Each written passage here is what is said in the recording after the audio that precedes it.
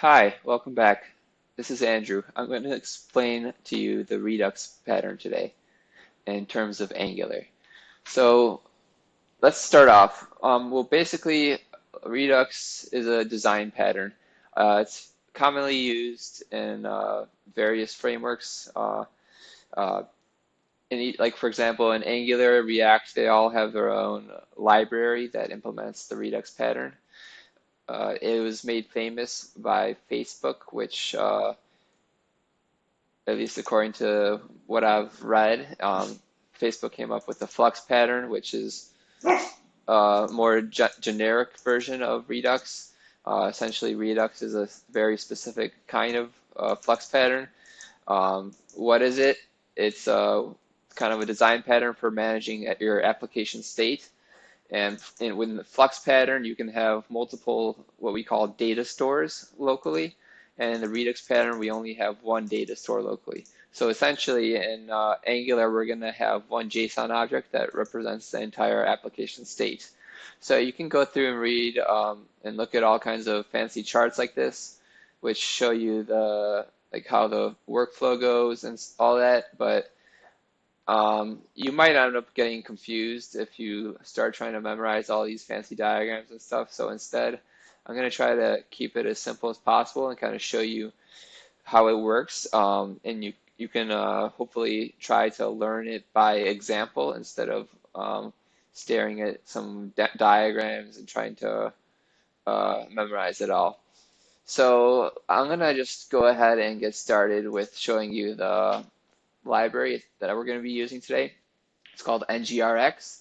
It's built around the Redux pattern for managing application state. So you can go to their GitHub. Let me zoom in a bit because I'm on a large screen right now. So if you scroll down a bit, you can see all the different components that their library has. It has a store, which is the like where you put all the data. Effects, which are used, effects are used to interact with asynchronously, like with the outside world, kind of like for doing HTTP calls and making requests to the database and stuff like that. And there's some other stuff here. This is just an introductory video. There's going to be a couple of things I won't cover. Things I won't cover are entities and selectors. We're going to keep it simple just to begin with. I might cover those two topics in a different session. So we're going to use something called schematics, NgRx schematics.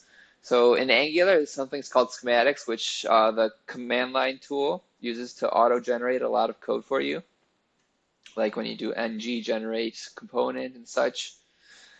So actually, let's just get started and create an application. Ng generate or ng new. What should I call it? NgRx demo or Redux demo. I don't know, something.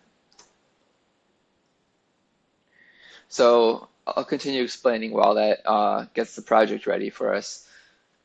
So this is with Angular 7, so there's some new features to the command line tool.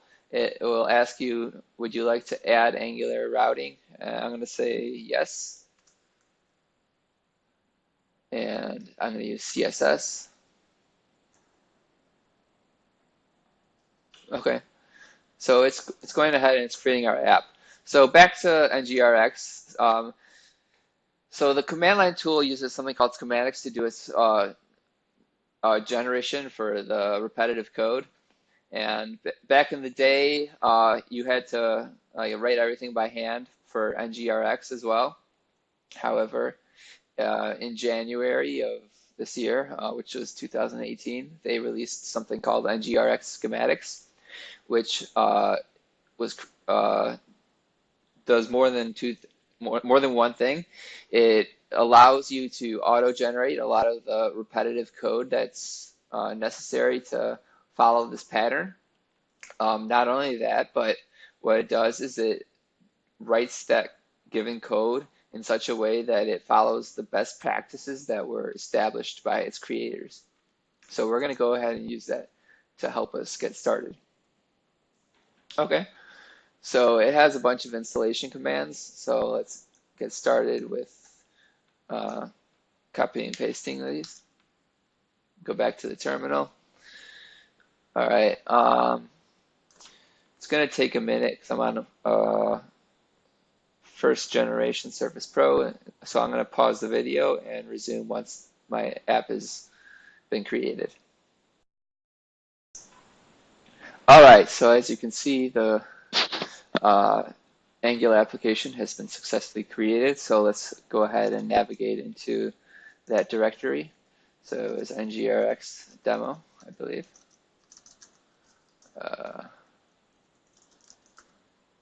Nope. What was the directory created? Let me press the up key. Redux demo. Okay, so let's go into the Redux demo folder. And I'm going to use the WebStorm dot command to, okay. So my environment variable got erased, so let's just open it manually for now. So here's WebStorm. Let me go ahead and close this previous project.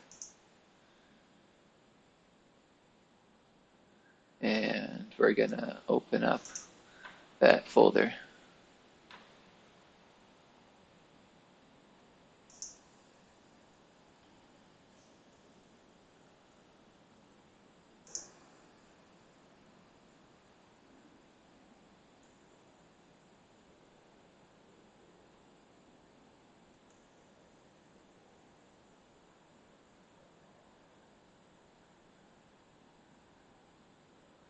There it is.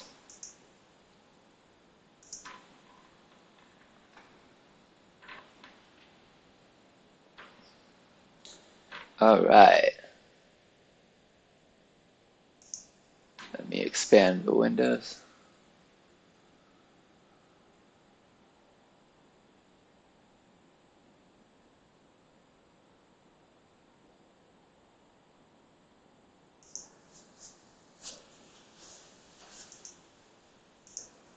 Okay, so here's our app. So I'm going to go ahead and open a terminal right here in the IDE so that we can just work directly in the IDE from now on. So going back to the browser, there's this installation command for NgRx schematics. So let's go ahead and run that. So I'm just going to paste Control V. Control V didn't work. I'm going to copy it one more time. Oh, apparently it did work. All right, so let's run that and go back to the browser. There's also another command that we need to run. The second command is going to install the Redux core libraries. So the first one we installed was the auto code generation stuff, and the second command we're going to run is the actual core libraries for the library, for the Redux library. I'm going to pause the video again while this installs. All right, so the schematics library installed. I'm going to go ahead and paste the second installation stuff that we need to do, which is the core libraries. For some reason, the paste didn't work again, so I'm going to go back to the browser, make sure we copy it correctly. This stuff right here. Copy.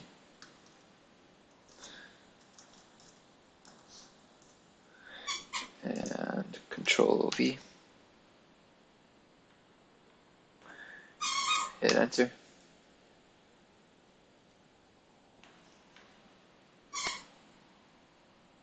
And I'm going to pause the video once more, let this install.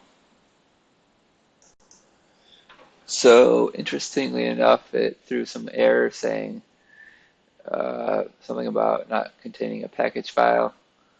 So let's garbage. I've done this before on Macintosh, so let's try it from the regular command prompt, and I'll see if that works. So I'm not entirely sure right now why it's not working on Windows, so I'm just going to go ahead and install each of these libraries separately for now.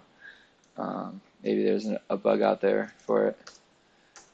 But either way, yeah, I'm just going to install these one at a time, and hopefully that'll work. It should work. I'll let you know if it works or not. I'm just going to pause the video again.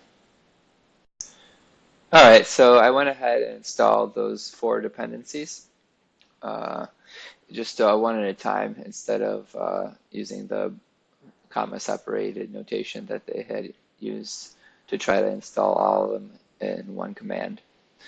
So now that we got those up and had and installed, you see some warnings about the Redux library wanting to use Angular 6. Even though I'm using Angular 7, it actually will work regardless, so you don't really have to worry about that. So going back to the browser, there's the next step we need to do is to configure the Angular command line tools to use this NgRx schematics library that we just installed into our project.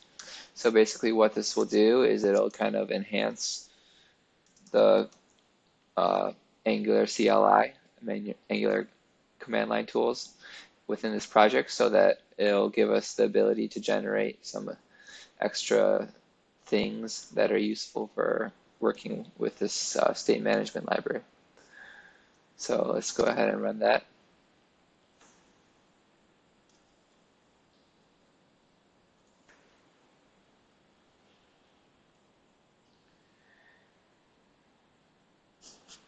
All right, setup's almost all done.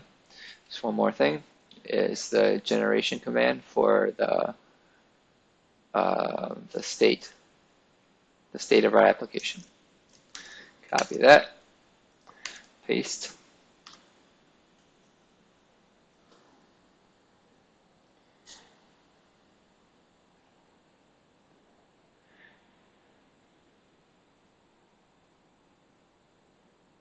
Cool.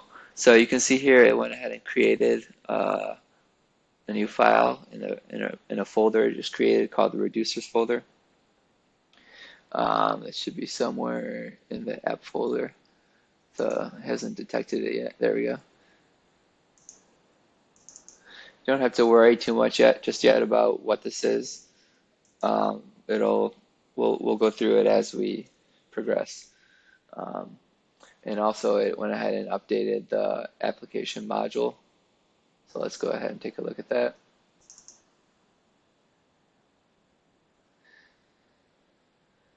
All right.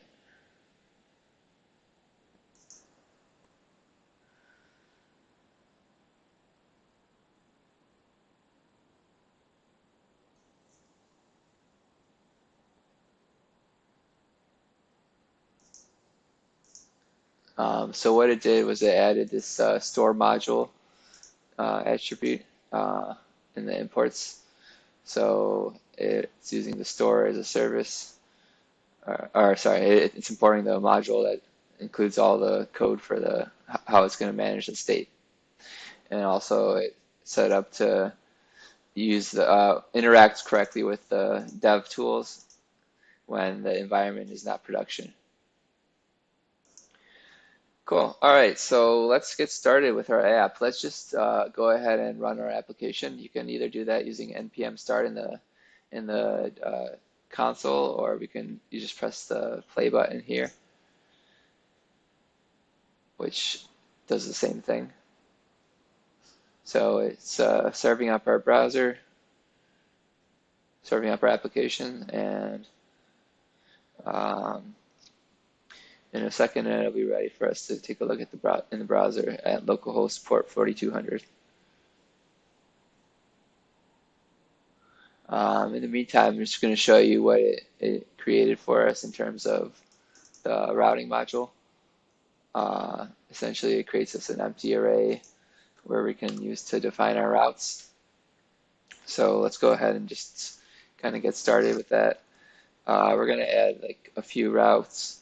One's going to be like a login page kind of type thing. So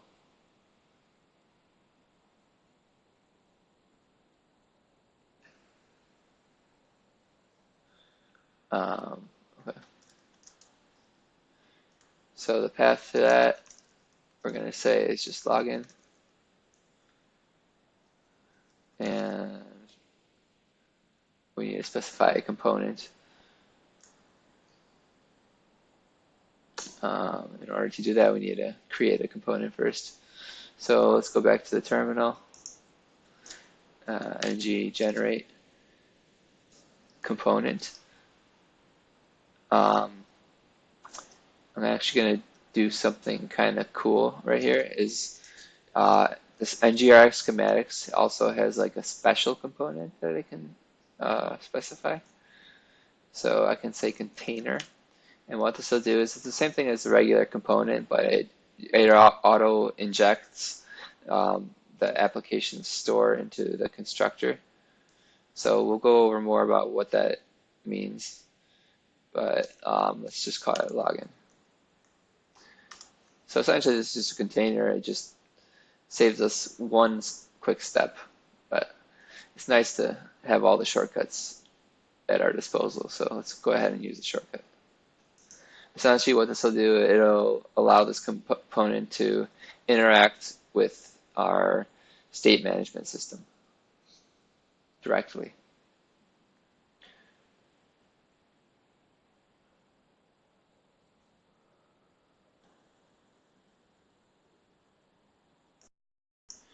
All right, so we went ahead and created that component, and it went ahead and registered it into the application module.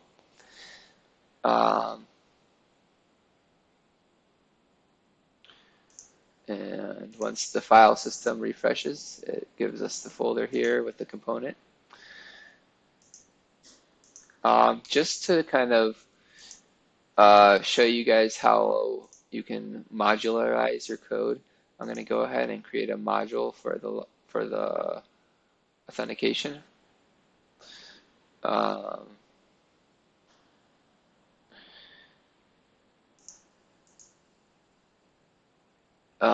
Obviously, in a simple application like this, you probably don't need multiple modules. However, it's nice to know how to break things apart if you have a large application. So I'm going to go ahead and do things using modules very liberally. So I know that you do not need multiple modules in such a simple application, but I'm just going to make sure that you know how to use them in case you do. So let's create a directory called auth for authentication, and I'm going to create a module within there.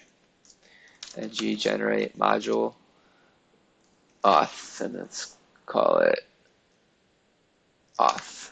I'm not sure if I need the extra slash there or not.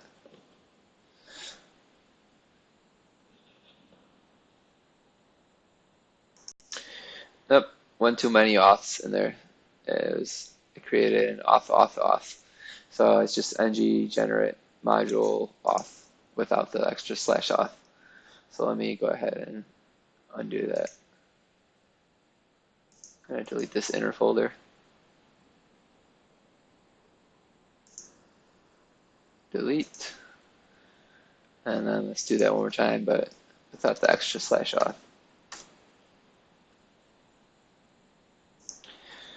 Okay, cool. So now we have a module for authentication. So I'm not going to cover unit tests in this video, so I'm just going to go ahead and delete the specification files to kind of avoid clutter. We're only going to have the code that we need to make this run. So here's our authentication module. Let me go back to the app module, and I probably need to delete the reference to the old one. Oh, it didn't import it automatically, so never mind. Let's add it in the. We import it into the main module.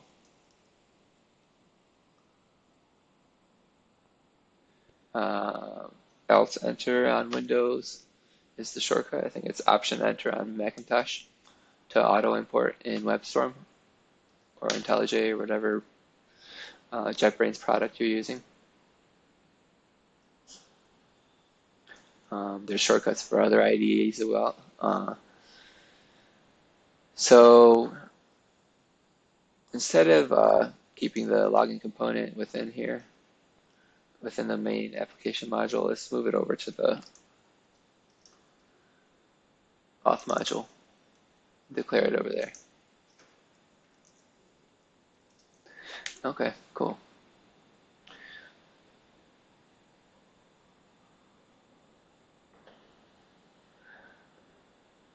All right. So now let's go back to our app component. And remember what we were doing was we were creating that route. So in the routing module, we needed a component to register with this path. So let's say component is the login component, which we just created. And we're going to press Control Enter once it prompts us. Oh, not Control Enter, Alt Enter.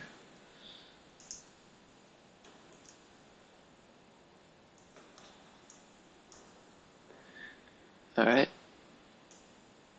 So that imports it. And let's define another one. The path is going to be, let's call it a dashboard. And the component is going to be the dashboard component, which we also need to create in the same way. So ng generate container, and let's call it dashboard.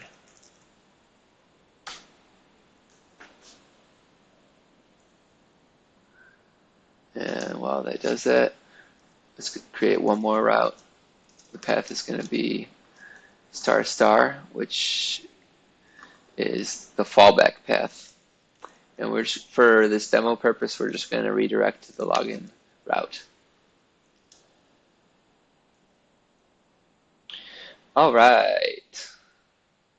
So it went ahead and created the dashboard component. So let's go ahead and import it here.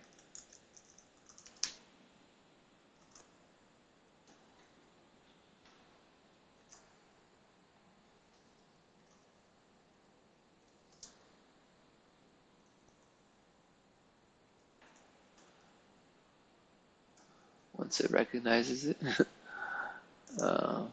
I don't think the file system refreshed yet.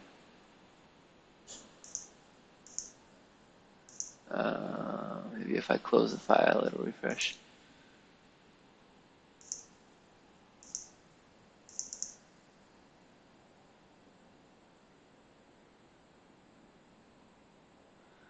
Still not yet.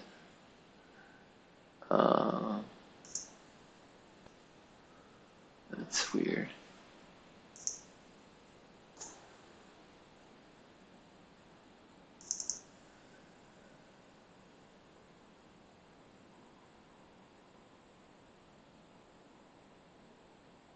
Okay, there we go. My file system refreshed, so now we should be able to do the auto import of the dashboard components. I hit Control again by mistake.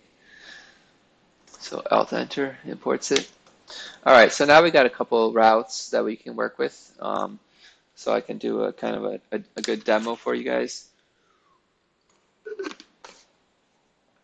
Okay, so let's just go ahead and run our application. Make sure if we manually go to these routes that everything's working fine. So we go to localhost, not LinkedIn. We go to localhost port 4200.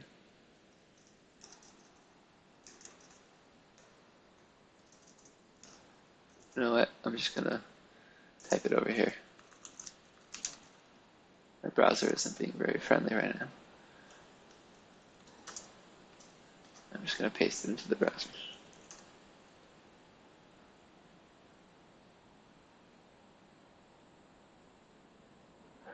Okay, so you can see down here it says login works. So that's because if we go back to our application and go to the app component, there was a bunch of boilerplate stuff that was bundled along with the application. So let's go ahead and delete it and just include the router outlet, which is what's going to be rendering the component that's specified in our routing module that we just had defined. So I should automatically refresh the page and it says login works. So good. We had started off at just the base URL without /login, and it used the fallback route that we had defined and redirected us to the /login route. So if I type dashboard now, it should render dashboard works correctly. So good. Our routing is working. Our basic Angular app is working. So now we can get into the more fun stuff. So in order to do like a demo with login, we're going to need a login page. So let's go ahead and do that. So let's go ahead and create a form. One second. We're going to, sorry, wrong button.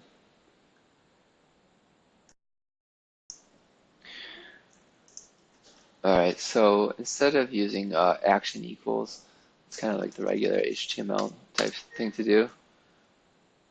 Sorry, my Alexa is reminding me something.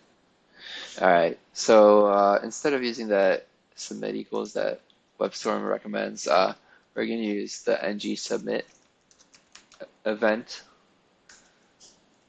and we're going to create a method called onSubmit. So I use the parentheses here in Angular when doing events, handling events. So let's go ahead and create a couple inputs in here. Input type is going to be text. We're going to use Bootstrap just to make our app a little bit visually appealing. It's not going to be visually appealing at all, but just slightly above the bare bones. So form control, we're going to have a username. We're going to have another input, type password.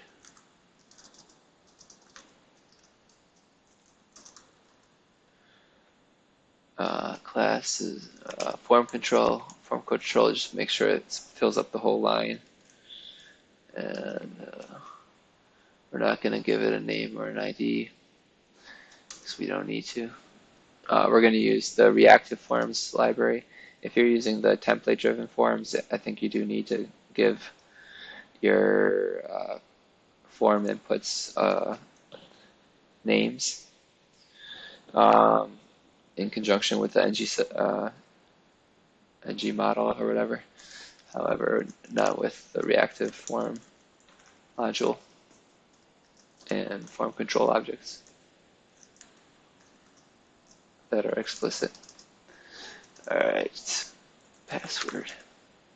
So we're going to create these variables, username and password, in our TypeScript file. And last but not least, a button of type submit, class form control.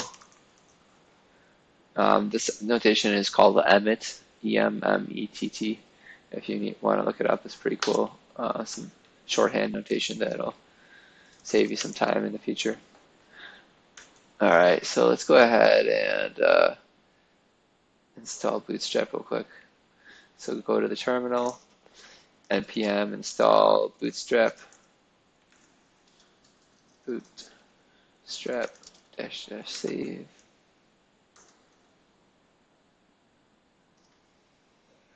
And then we're gonna go to our styles file and import that once it finishes installing. The notation you use for that is add import, and then you just pass in the relative path to the file. So we're going to go up on File, Directory, and go into the node modules. Is it up on Directory? I think it is.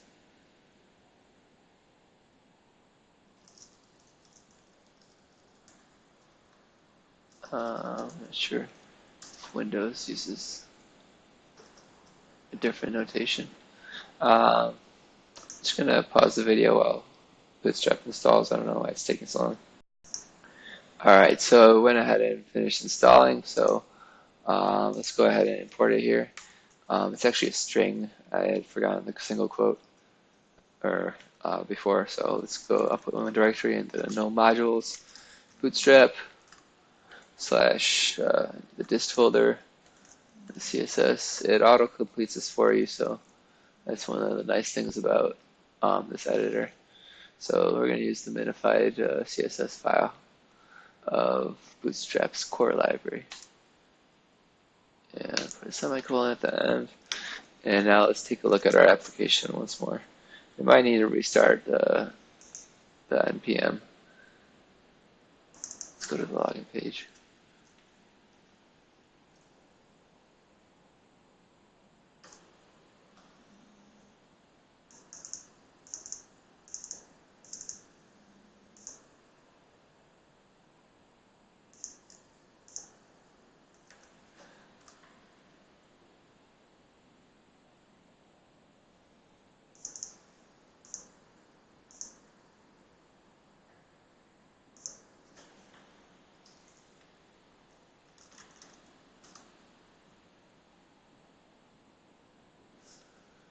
Alright, something isn't quite working as expected. So let's open up the developer tools and go to the console.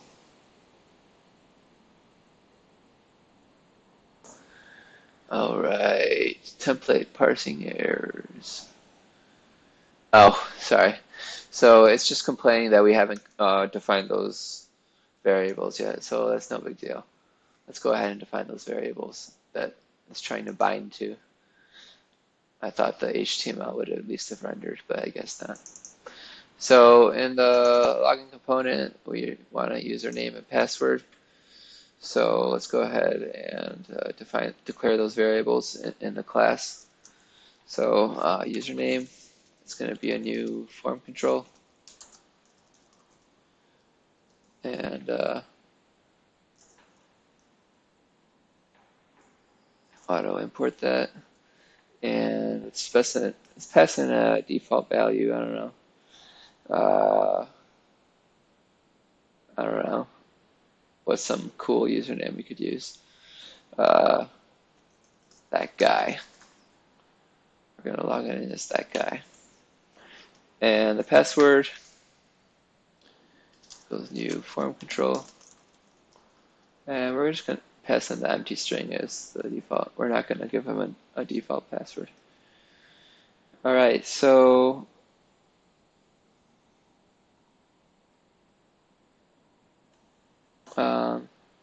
as I had mentioned earlier, one thing that this ngGenerate container does from the NgRx package is it adds in this dependency by default. We can actually specify this is of type state, and it's going to refer to the state that is in our reducers folder. So I just double click on state and choose the one from your reducers folder.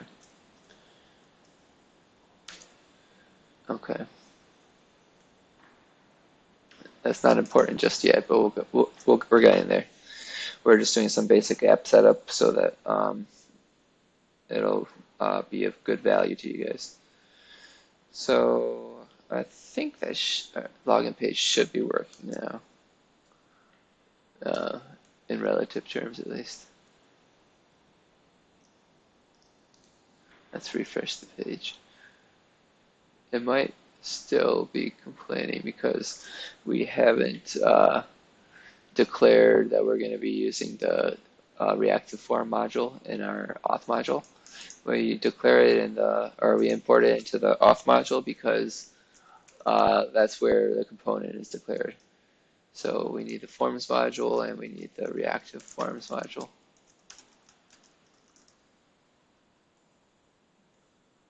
And just make sure to import those.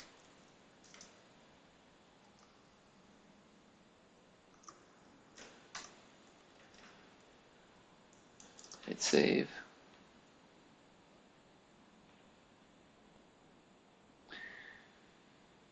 And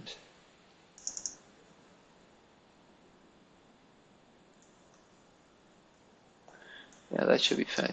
Let's go back to the web page and see if it's working. Cool. Let me try to zoom in a bit. Okay, so it is working. It's not ultra like pretty or anything, but we have input field at the top with that guy. We can type some password in here right below it, and there's a login button. Let's just, I don't know, give it some coloring or something. Go to the CSS file for login.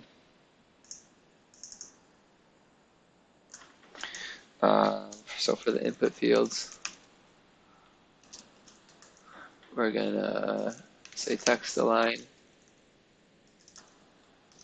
It's gonna be center and background color. It's gonna, I don't know, let's pick something that looks cool. Let's use crimson. And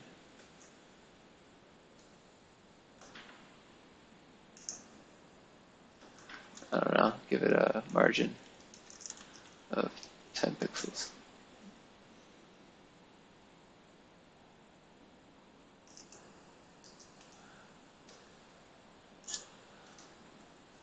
And same thing for the submit button. It's a button. And let's give it a background color of, I don't know,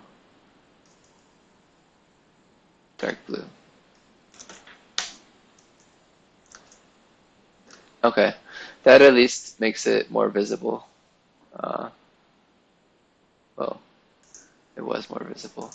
Okay, there we go. So now, let's go ahead and continue. So we got a pretty looking login page that is working with the reactive forms module. So now let's actually try logging in. How do we do that? Well, one thing we're going to need to do is use the router so that when they click the login button, it's going to redirect us to the dashboard. So how do we do that? Well, in the onClick or the click event on the login button, let's go back to the component HTML. So, or on the NgOnSubmit, it's going to call the onSubmit function, which we're going to define in the component. So, let's say it's onSubmit. And within here, we're going to use the router, so we need to inject it into the constructor of the component. So private router of type router.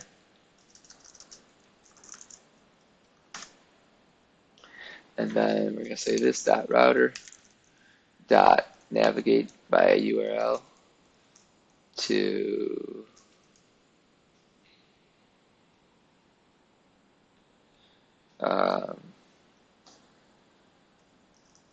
you know what? Let's not navigate just yet. We'll get there, but we're not going to do it directly from this component. So what we're going to do is we're going to make use of the NgRx library. All right, so this is where it gets fun. So Redux, what is it? Well, in Redux, there there are three core concepts. And they are, let me just create a note down here.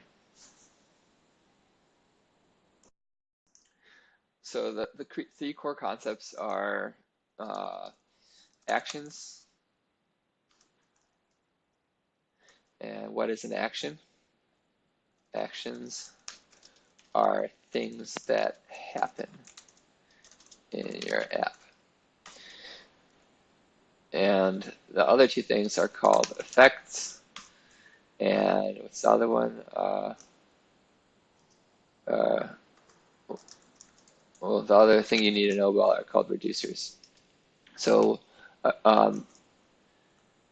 these two things, reducers and effects, trying to find a good way to write this. These two below await actions and respond to them. So reducers, what do? Well, when you dispatch an action, so actions can be anything. They can be a user clicks a button, and then from there that can trigger off a chain of events. It can trigger off an API call, which can, depending on the response, it can also trigger a different action, such as an error handling action or any kind of actions. And you can pass data into these actions depending on the need for such data. So I'm not going to type everything out, so I'm just going to go by what I'm saying. So you can pass data into these actions when you create them, and then these reducers and effects will have access to that data. So reducers can optionally store parts of their functions that decide, or that where you decide what you want the app to remember in its data store. So that's that. An effect is a function that allow you to interact with the outside world.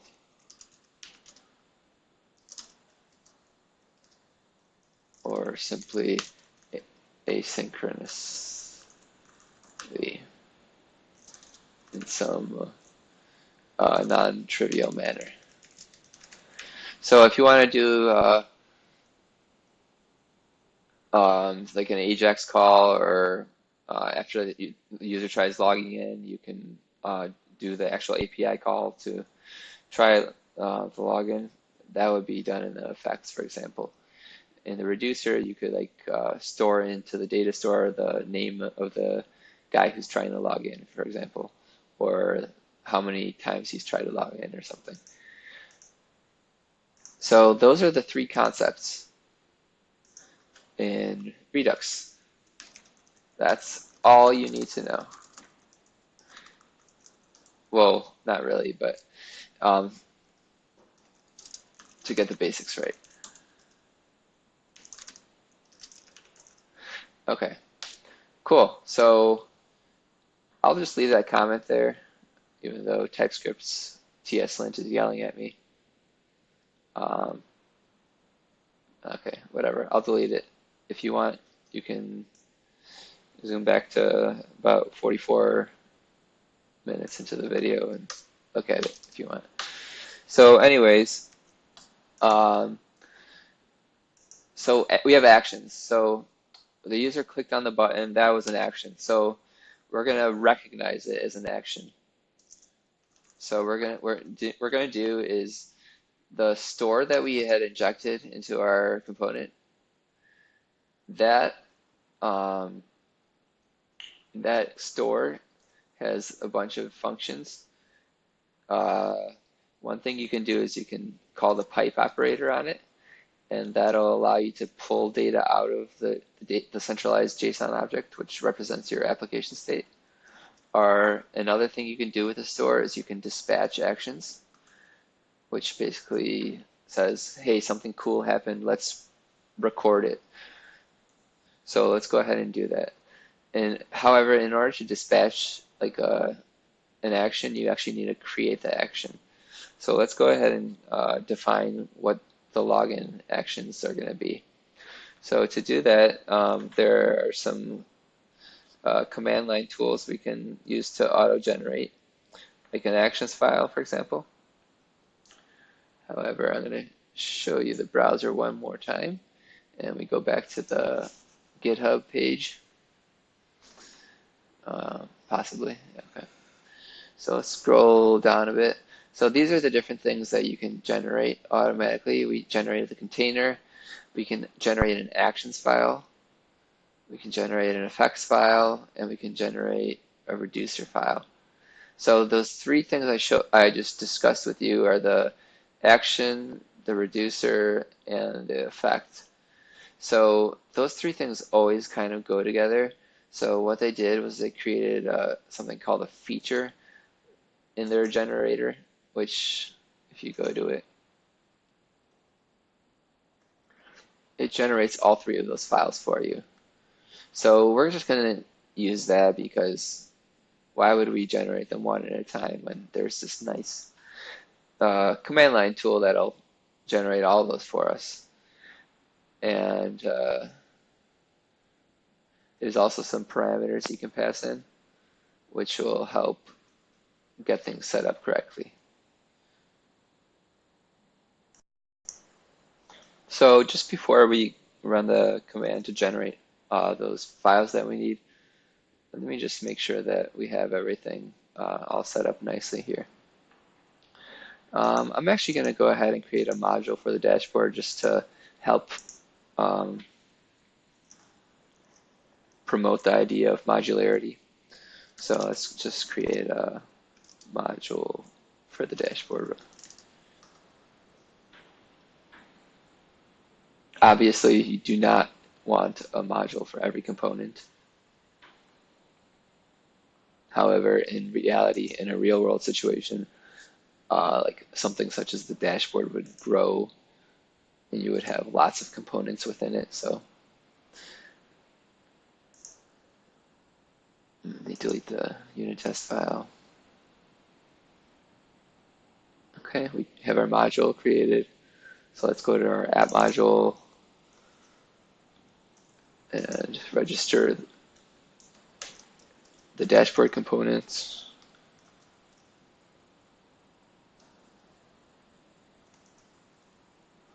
Okay, and Windows Control-Alt-O organizes your imports. All right, so let's save that and go to the dashboard module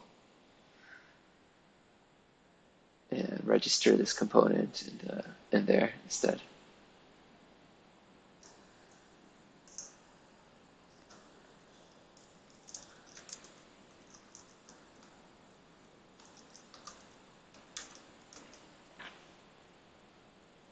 And then let's just make sure that we import the dashboard module into our app module.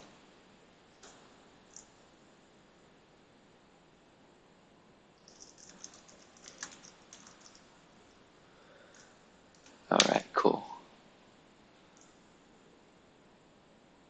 There we go. We import it now, and we're good to go. So going back to generating that feature now.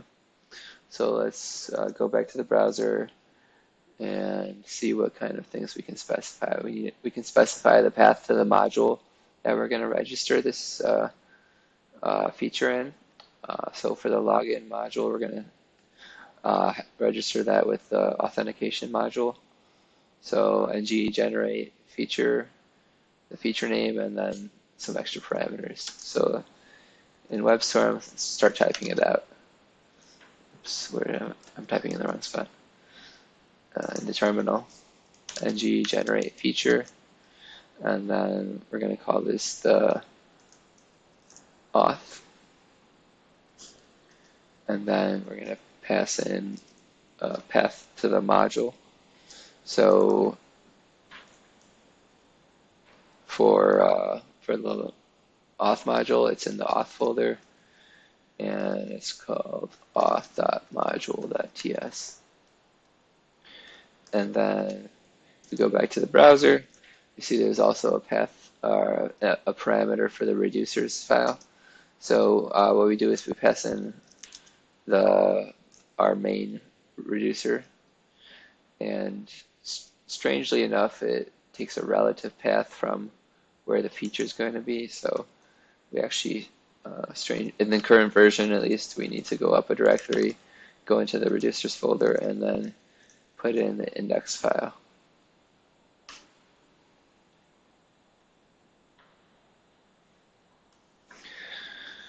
So this will go ahead and create those 3 files for us, probably some unit test files, which I'm just going to delete for now.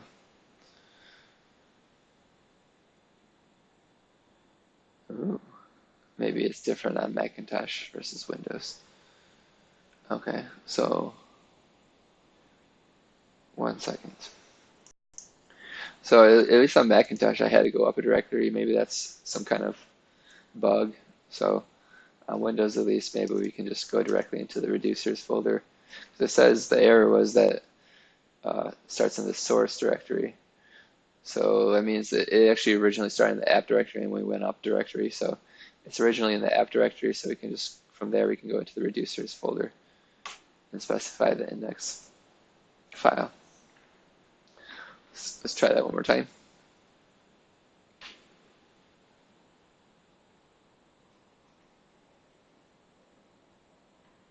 Awesome. So that, just keep in mind, I think there's a bug for Macintosh, or at least there was when I tried it. Maybe some weird version that I had. But anyways, something to keep in mind. Just read what it says in the command line, and it'll point you in the right direction usually. So everything was created correctly. Once again, our file system's a little bit behind in detecting those changes. But in our, oh, they put it right here. I wanted to go into the auth folder. No problem. Let's delete them and do it one more time.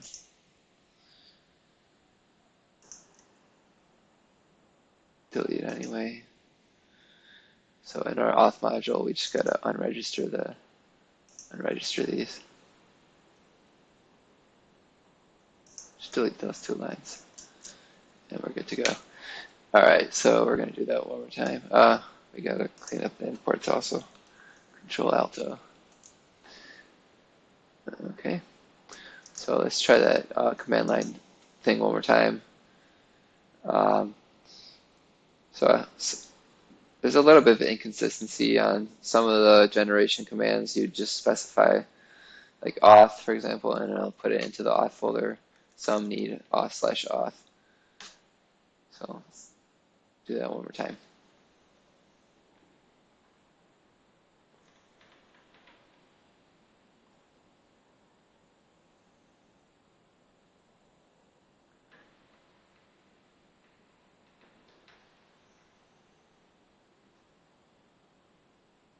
Okay, so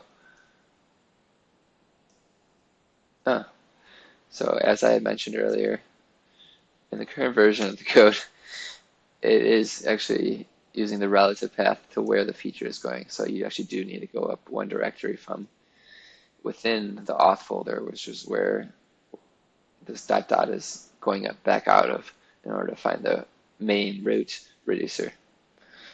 So 3rd time's a charm.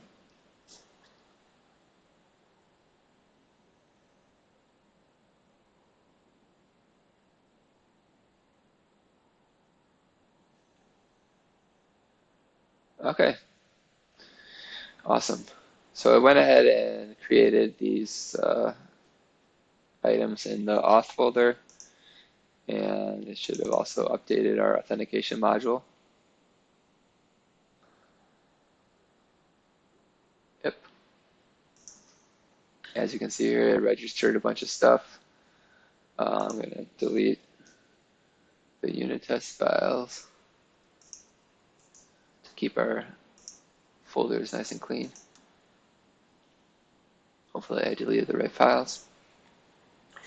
And in our app module, there's one thing we need to do. Effects module dot for root.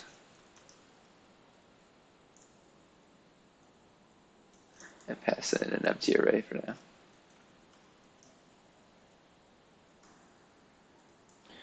Okay, so that's the setup for a feature. Shouldn't have to touch this for root one anymore.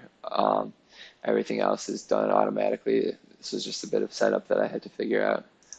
So we have our action, our effect, and our reducer file created. So if you can remember, we were creating a login attempted action because the user clicked the login button. So let's go ahead and do that. They created some dummy ones for you, or just a dummy one for you to begin with, called load auths. I think there's a command to refactor. If you right click it, you can go to refactor, rename. So it's Shift F6, that's the shortcut. So let's say login attempted.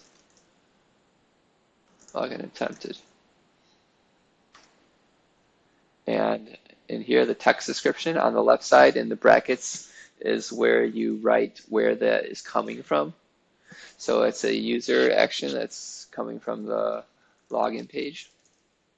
If the action was being dispatched by an API calls or response or something, you would say like login API or auth API. And then on the far right side, you say the actual description. So login, user attempted login or something.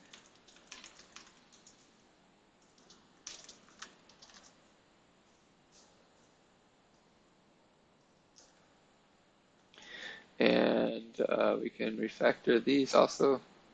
Shift F6. So login attempt.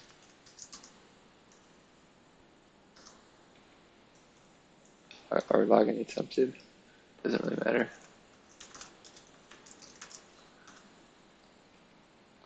And yeah, that looks pretty cool.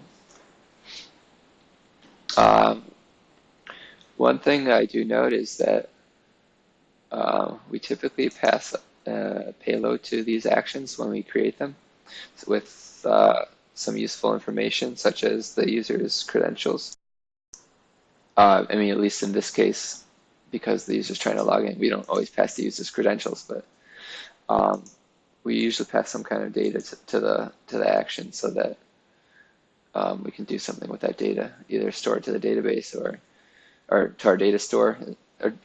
A data store is just the local in-memory, like kind of like a database, but not really, just kind of in-memory, represents the state of your application. So let me create a file real quick. I'm going to call it app.model.ts.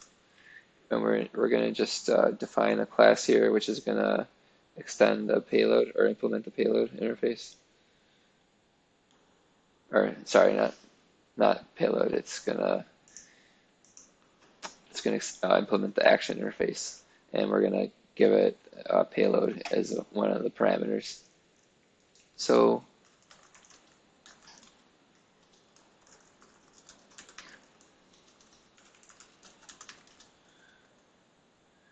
and we're going to import action from NgRx store.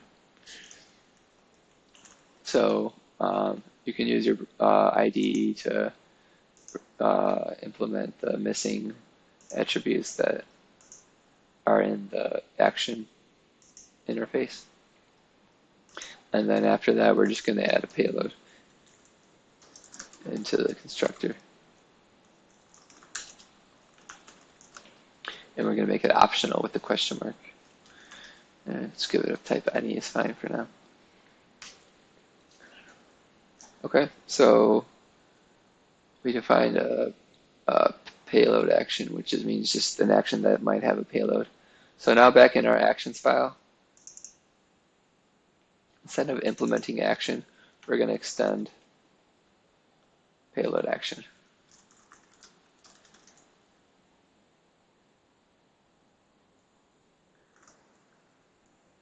Cool. So they always recommend to start writing your actions that you know you're going to have for whatever you're working on. So we have login attempted, we're going to have a login successful and a login failed. So let's just copy that bit of code.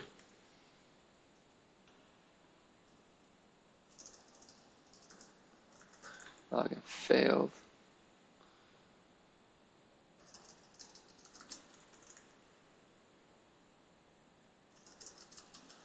And login successful.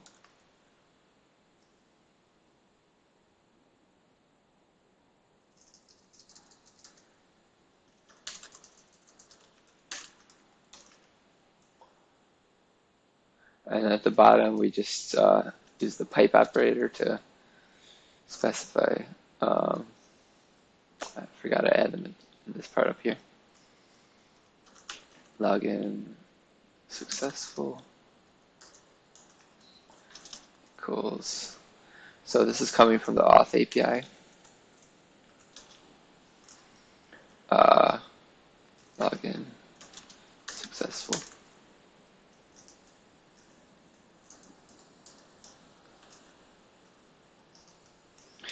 And login failed.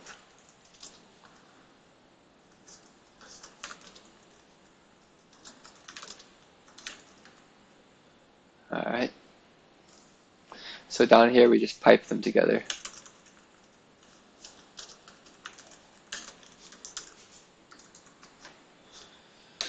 As such. All right, so that's all there is to actions. Basically just a text description of what's happening. All right, so once you define your action, we have the effect and the reducer to deal with. So just to kind of illustrate what we can do here, I could like make there be like a Boolean, like is the user logging in or something, so that when that Boolean is set to true, you could like display some kind of login specific animation or something. You also want to kind of look into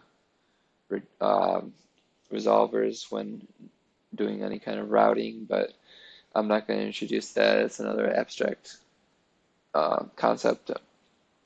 I don't want to get too far off from the core purpose of this video, which is to focus on Redux. So let's go ahead and just I could say like is user logging in, or I could pass like the date that they, or the timestamp of when they last tried logging in, or like their username, for example. That if the username is undefined, that means they're not trying to log in. If it's defined, that means they click the login button and are trying to log in. So the username is going to be of type string. So notice there's a state object within the auth reducer. So this is we have a state for our whole application, and it lives in here as just a JSON object. And within that, there's going to be an attribute called auth, and there's going to be an attribute called dashboard. Well, we haven't created the feature for dashboard yet, but there will be soon. So basically, this state object is just going to be our auth state. So it's only going to have state related to the authentication feature. So the username's of type string. Originally, it's going to be undefined. And down here is the reducer. So as I mentioned earlier, what a reducer does is it's where you decide what you want to remember, what you want the application to remember.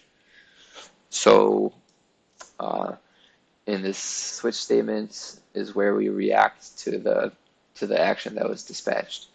that we dispatched. So for the login attempted action, we never want to modify the previous state directly when using Redux. Instead, what we want to do is we can spread it out using the spread operator. What that does is it takes each of the attributes from within the state object and it throws them into a new JSON object as defined with these curly braces on the outside. And then once we do that, we can override any attributes that we want so that we never actually modify the original object. All right, so we copy the previous state using the spread operator on line 17, and then after that, we're going to set the username to be the action.payload.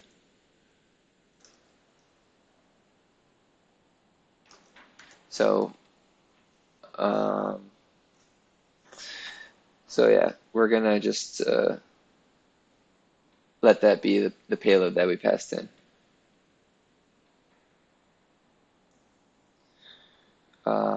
Actually, we're gonna be passing in the username and the password because we're gonna need both of those in order to make the API call. So let's our payload's gonna contain both the username and password. So let's only remember the username.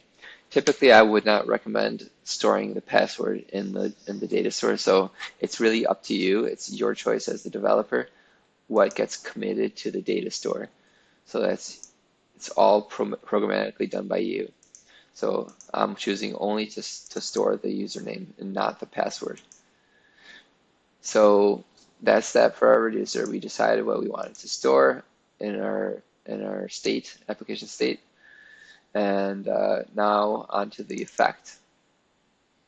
So the schematics generated for us a dummy effect. We can name it whatever we want to. Let's call it login attempted. $sign means it's an observable type, because you can see here, if you see .pipe, you know it's an observable pretty much, at least. I mean, probably. In Angular, at least. So what we do in here is another great thing about NgRx schematics is that it sets all this up for you using the best practices. So this is how the creators want you to do things.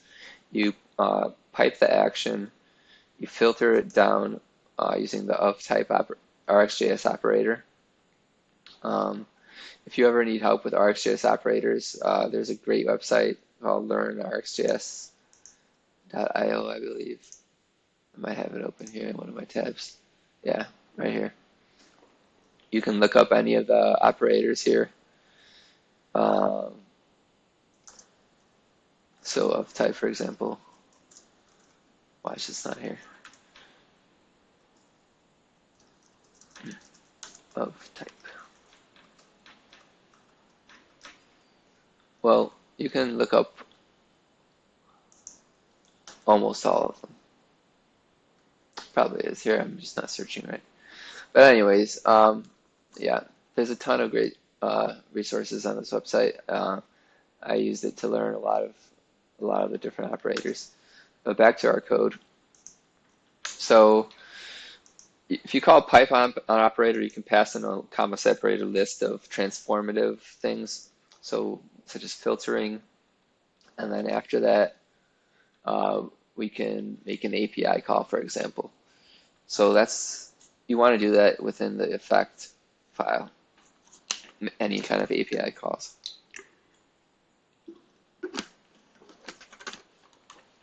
And actually, I've seen some people kind of push any kind of complicated logic even further out of this file into like a separate service file, just a regular service file, just to keep this effect file nice and clean and abstract away a lot of the logic.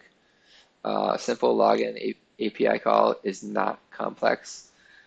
However, for the sake of, I don't know, whatever, I'm just going to push that logic into a separate service file. So NgGenerate service auth. I think I don't need the / or whatever, auth/auth. Let's find out.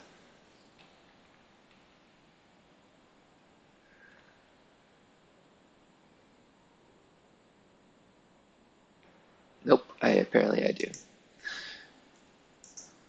Okay, let's delete.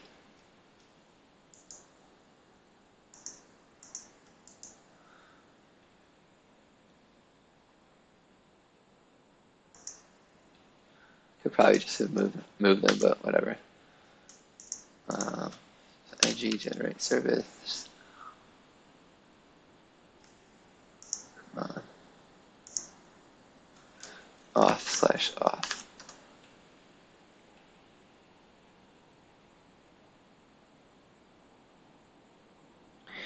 And then in here, we're going to inject that private auth service of type. I'm just waiting for it to create the file. Okay, auth service. And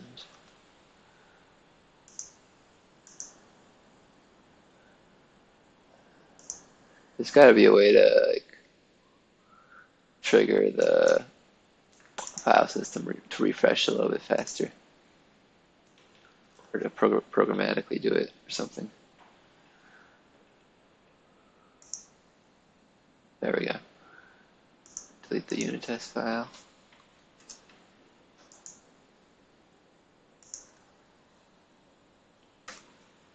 Okay. And import the injection. And now, take a quick look here. We're within an observable right now. We using the pipe operator, so we're kind of like operating within an observable. And we're going to do another observable within there because an HTTP call, that's an asynchronous thing, and the HTTP client library returns an observable type. So we're going to be working with an observable within an observable.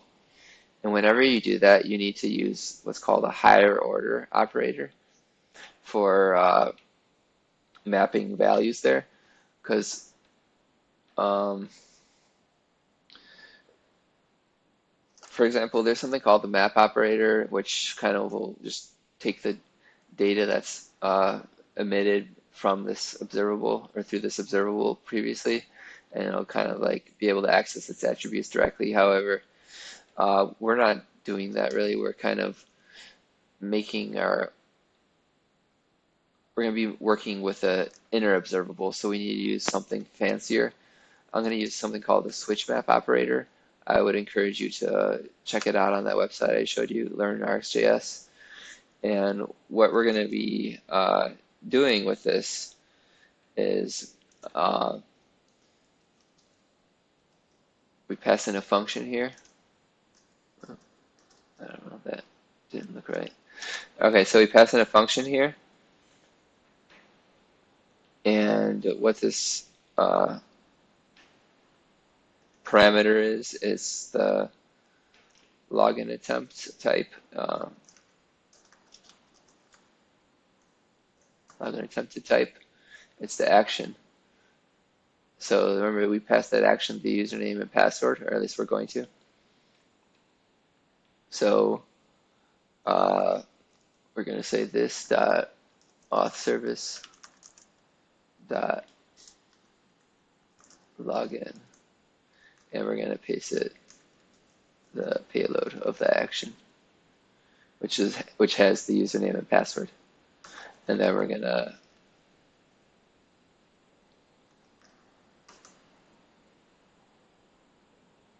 do stuff with that data. So we haven't defined that login function yet, but we'll get there. Actually, let's do it now. Might as well. Let's go into the auth service create the login function. And this needs the HTTP client.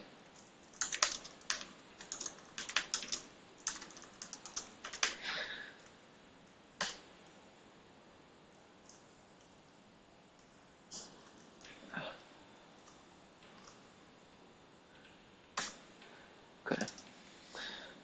So this HTTP client logins a post request, and I went online and I found like a dummy API that we can try using. I haven't tried it out yet, but I'm kind of assuming it works.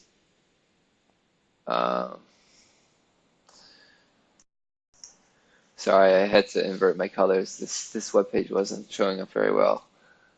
I don't even know if the screen recorder gets the inverted colors or not, but I usually like a dark theme. But anyways, so here's a sample API I found. Hopefully it works. So let's try it out. So login successful.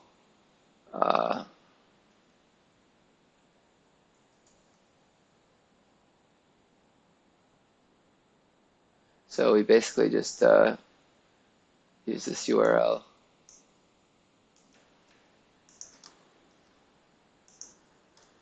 Wonder if you need the HTTPS. Let's find out.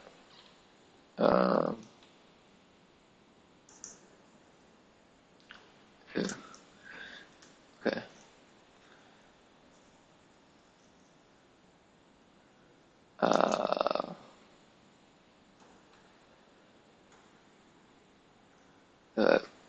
We want to use the login one. So for login successful, /API/login. Okay. And a post request needs a body. So username is going to be, what did they use? Peter@Clavin. I don't know if that's necessary. Let's start with hard coding it to what they gave. And password is going to be whatever they had, city slickup. I'm not sure if this is necessary for their API, but let's find out. Okay, and then we're just going to return this observable. Go ahead and save that. Okay, so now when we do the login function, we pass in the payload. We got to define that here. So credential payload. Type any for now, or you can say slow TypeScript practice here. It's going to have a username, type string, and a password, type string. But we're not using it just yet. Well, we will. So, all right, let's give this a try. Just real quick before we get started. What are we going to do in the two cases? So we're going to map the response, and if it's successful, we're going to get the user data coming out of it. Or actually, no, we're not. What are we going to get? We're going to get a token.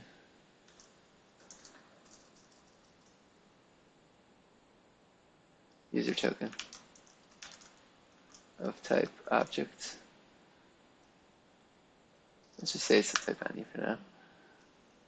At the import for the map operator from RxJs.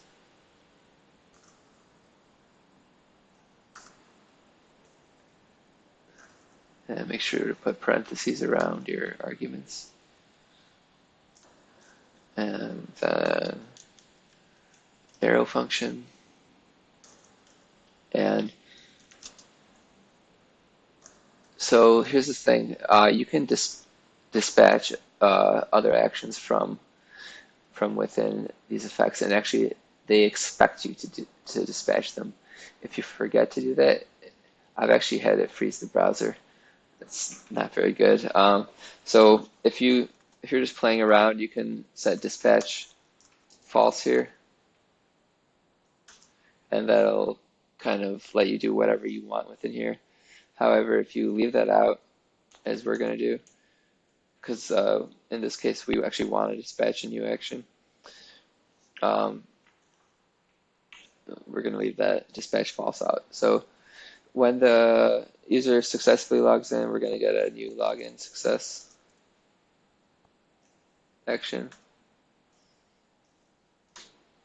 And forget the parentheses. When the user fails to log in, we're going to catch the error using another RxJs operator at the import, and we don't really care what the error is. We're just going to do the same thing in every case for now. So it's going to we're going to return a new observable. So you're going to use the of operator to create an observable from RxJS, and it's going to be a login failed.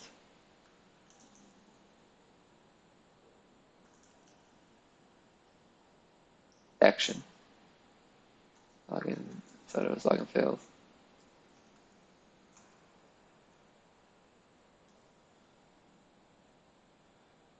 It's not liking this arrow function for some reason.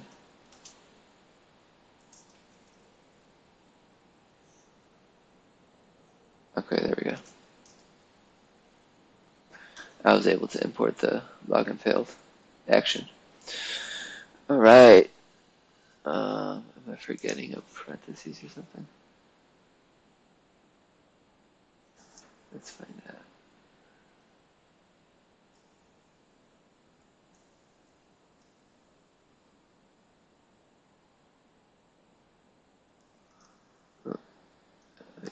I had an extra semicolon in there. Okay, so let's go ahead and try this out.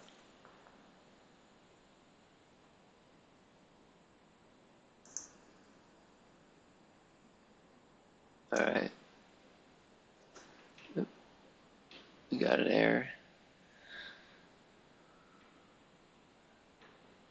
What does it say? No such file auth effects. All right. So let's go to try to figure out what it's talking about. Okay, so remember when I first created that auth feature, I had put it in the root folder by mistake. So I'm guessing it probably isn't importing it correctly.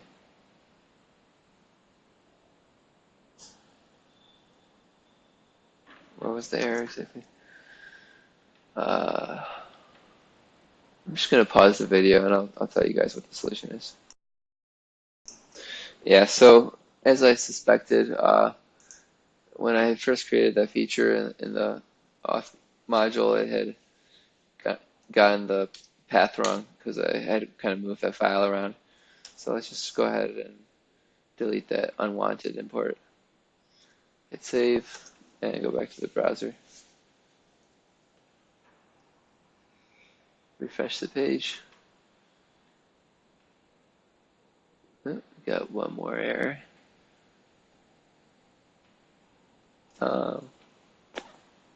Let me restart the build process.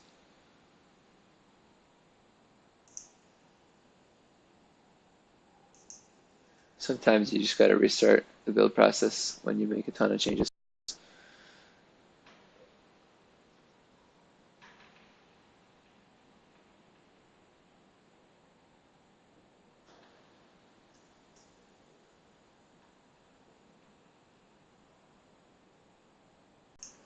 All right, so I tried to restart the application and got a useful error message in the terminal. So it says there's an error in the login component, expected one argument, got 0.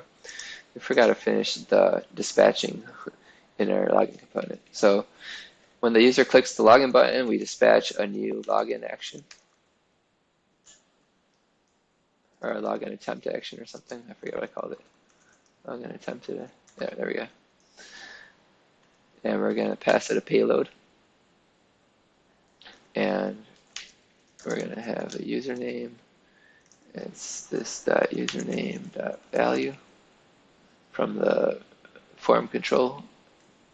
And we're also going to give it the password. This password.value. All right.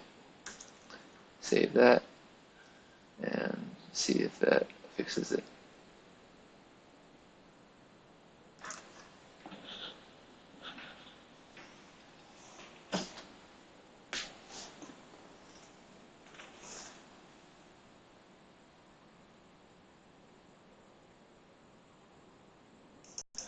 All right, we got one more error. Can't in the main reducers file. Just another one of those import issues from earlier. So just Control Alt O to organize the inputs. And we actually have a duplicate now because we registered the auth module or the auth feature twice. So I'll just delete the duplicate.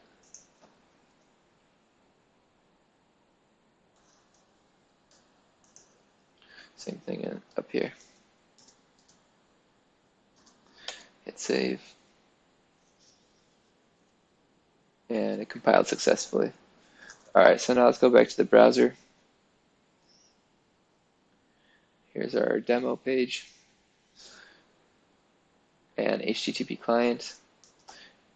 Rookie mistake. So in our authentication service, we're using the HTTP client. So in the module, well, first off, we never registered the authentication service anywhere. However, this decorator function is kind of specifying that it's being used in the root. However, let's get rid of that. I don't like that. Let's register that right in here in the auth module.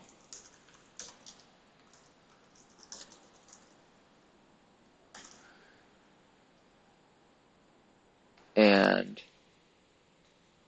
we need to import, sorry, I mixed that up.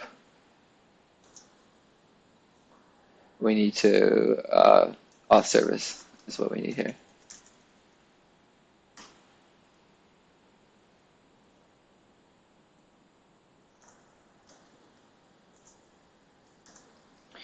And we need the HTTP client module. Okay.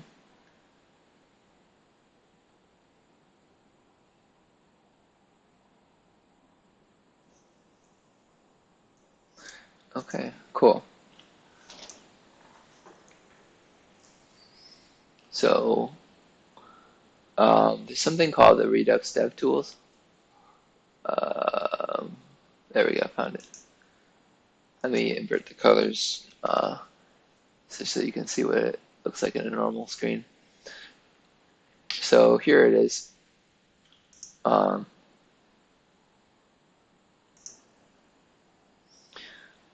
pinned it to my other screen. Let me move it back to the correct screen.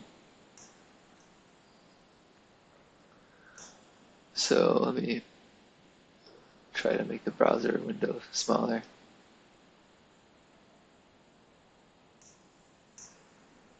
Oh, it's maximized.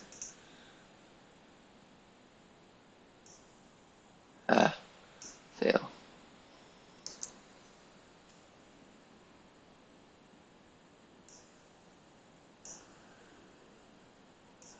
All right. Get in there.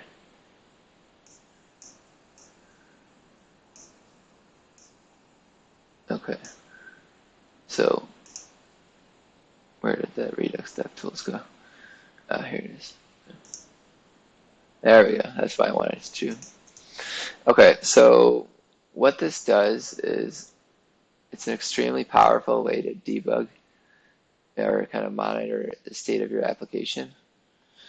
So let's go ahead and see if it's working so far. So let's type in a password, a SDF, just something, and let's click in the login button. Awesome. Did you see that on the right side? It actually worked better than I was anticipating, considering I hadn't tried out this API beforehand. So let me even check the network requests. Cool. Yeah, we got a 200 requests successful. Okay, so wow, that's going great.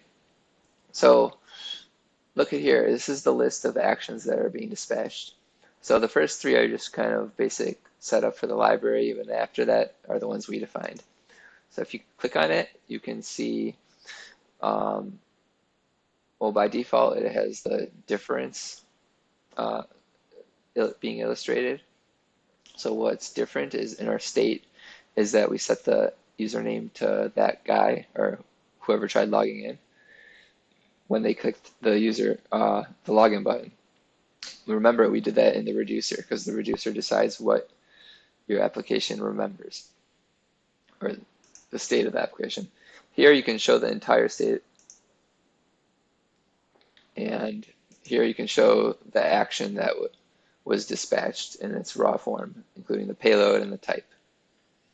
Typically, you just kind of look at either the state or the diff, at least from my experience. And in the auth API, here's where we would want to kind of remember the response, the token or whatever. So let's go ahead and, well, first let's figure out if we really need to hard code that username and password if it takes any input. So I could use something like Postman or something to kind of play around with the API, but let's just do it right in our code. My screen's inverted. Okay. So in the auth service is where we do the call. I'm just gonna change the password and see if it still works. Let me clear out the network requests. I'm just kind of trying to get a feel for this sample API that's on the website.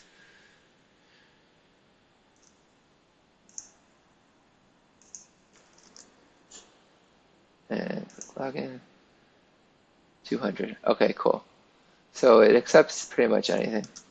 I think the only thing it doesn't accept is the empty string, which should give us a login failed. Let me open up the DevTools again so we can watch it. Where did my DevTools go? Oh, is that the right button?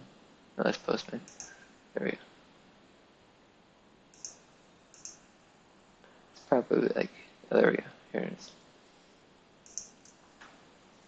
It's on the wrong screen.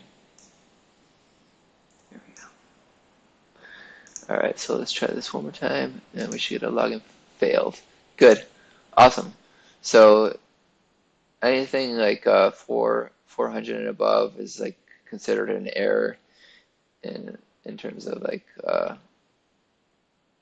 API calls. So that's why it goes to the catch error method in our when we're taking a look at the data coming back from the post request for the login page, and that's how it goes into that conditional like flow of logic, and dispatch. We are able to dispatch the login failed action there, and you can see that over here.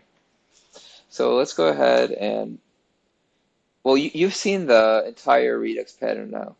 You've seen the actions that we create and how we store some data in the reducer and how we kind of interact with the outside world in the effects files. So now I'm just gonna reiterate on this pattern over and over again, and we're going to get some good practice just going through the same pattern. So that's part of what's good about using Redux is that it's very consistent. You follow this pattern over and over again, and it's a very uh,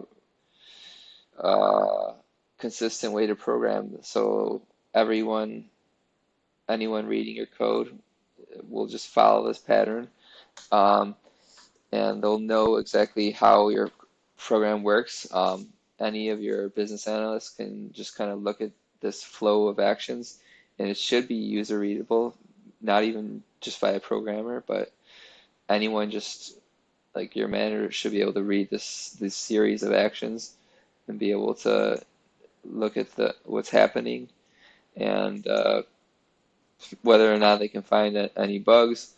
I mean, that's dependent on their knowledge, but I guess it's supposed to dramatically simplify the debugging process because you can see the series of events that are happening, or sorry, the series of actions using the official Redux terminology. They use actions, not events. But so you can kind of debug things very easily. You can export this whole like history using one of these buttons down here.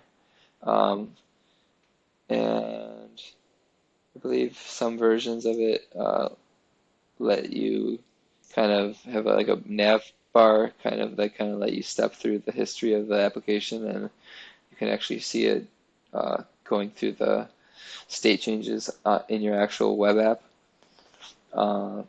That's out of scope for this video though. I'm just going to cover the core concepts and iterate over and over on them so that you get the hang of things. All right, so before we get into anything more, let's stop hard coding the username and password and actually pull it from the action. So going back into our code, now that I doubt they need that specific username. So let's just use the username and password.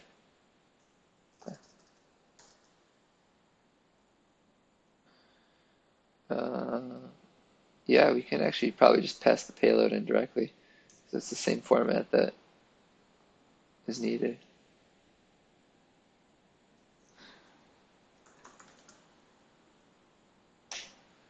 All right, let's try that out.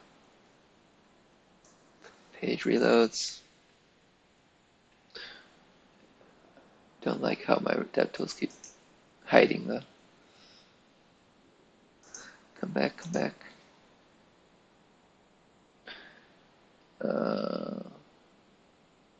Press left. It still goes on the wrong screen, even if I press the left button.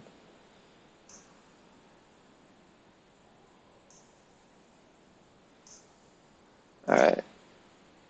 So when there's no password, should fail. Login failed, but when there is, okay, we got a successful. Cool. So now it's actually using the data from our login form, which is great. So now let's do another quick following of the pattern.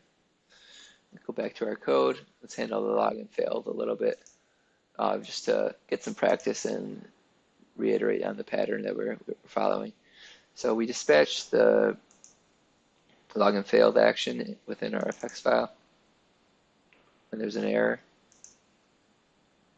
So remember, when we try to log in, we're setting that username to whatever, so that when they fail, let's set that username thing back to undefined. So remember, the reducer is what decides what our application remembers. So all we do is add another case for login failed, and then we return the previous state with username undefined.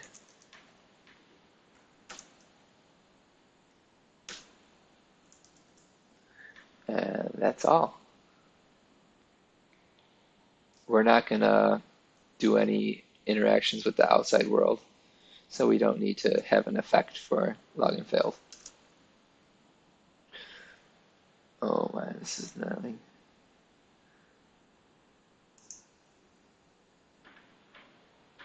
There's got to be a way to. I'm just going to leave it there and hope. Oh, it goes behind the window. Nope.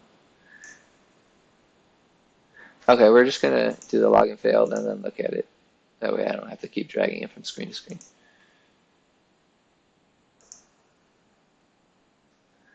Okay, so now when the login fails, you can see what's the diff is that the username got deleted. So you can see the state here is now the auth part of our state is just empty. Previously, when they tried logging in, the username was that guy. And then it gets deleted again. Cool. Easy. Maybe not easy, but once you kind of get in the habit of following this pattern, it's, I mean, I don't know if it's easy, but I mean, it's very consistent. So you just follow this pattern of actions, reducers, and effects. And yeah, maybe one day you will call it easy. So let's handle the login successful now.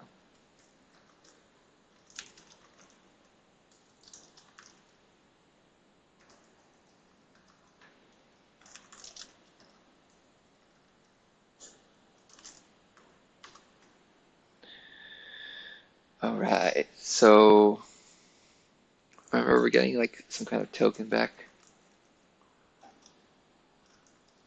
So let's add that to our state.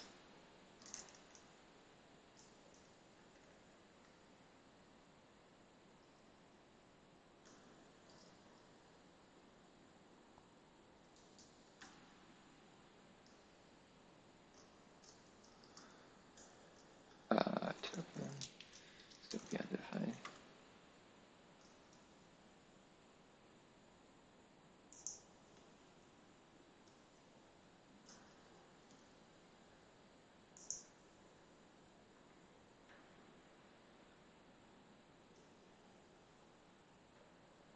And then down here,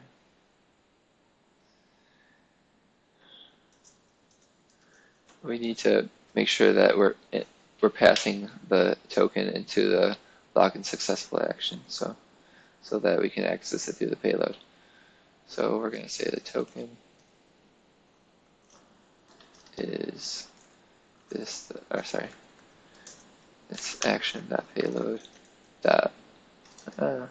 Let's just say that it's going to be the payload itself. We're going to pass in the token directly. So let's go to where are we dispatching that from? It's from the effects file.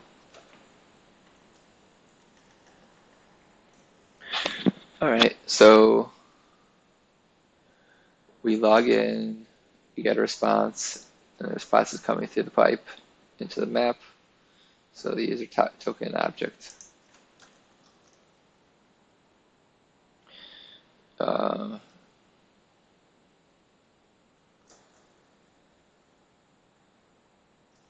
think it's just called token.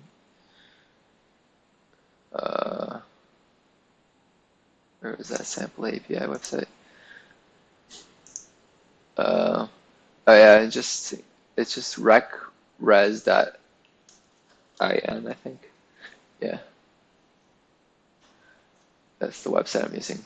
Request response.in, req.rex.in.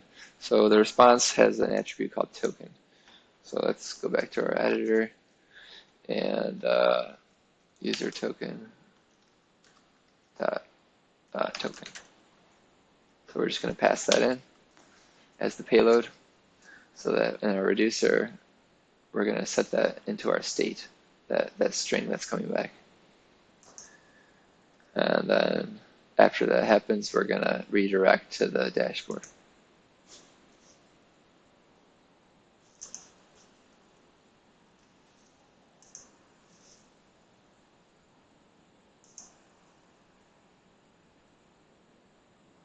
Cool. So now you can see when the login's successful, the difference is that we got this token being added to our state. So now if you look at the entire state itself, I mean, there's all kinds of like different views. Honestly, these charts are kind of useless. I usually just look at either the raw view or the tree view. Raw view is nice because it's all expanded. Tree view, you got to click into it to see what's inside of it.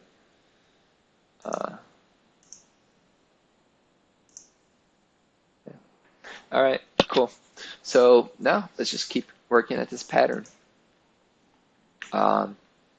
So we are logging in, but we're not going anywhere yet. So let's go somewhere.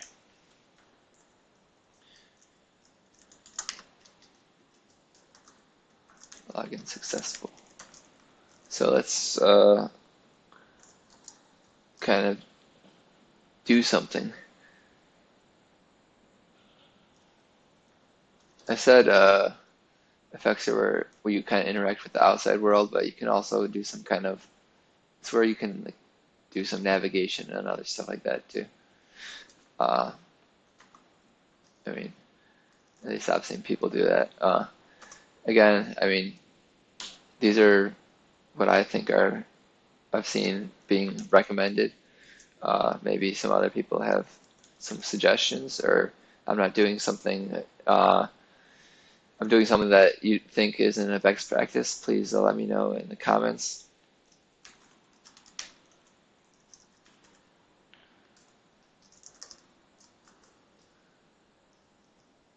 Or if you have any suggestions of how to improve. So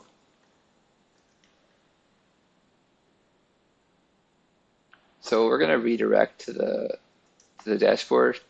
However, I'm not going to dispatch an action from here. So I'm going to say dispatch false. Why is that? Because when I redirect to the dashboard, I'm going to actually just use the lifecycle hooks of that component, so that when the component is created, I'm going to dispatch an action from there, saying that the dashboard's loading or whatever.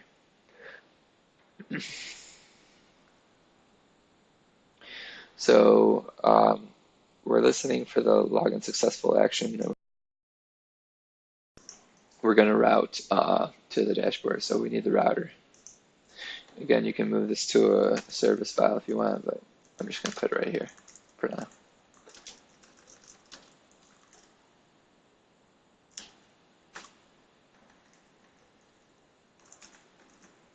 Sorry.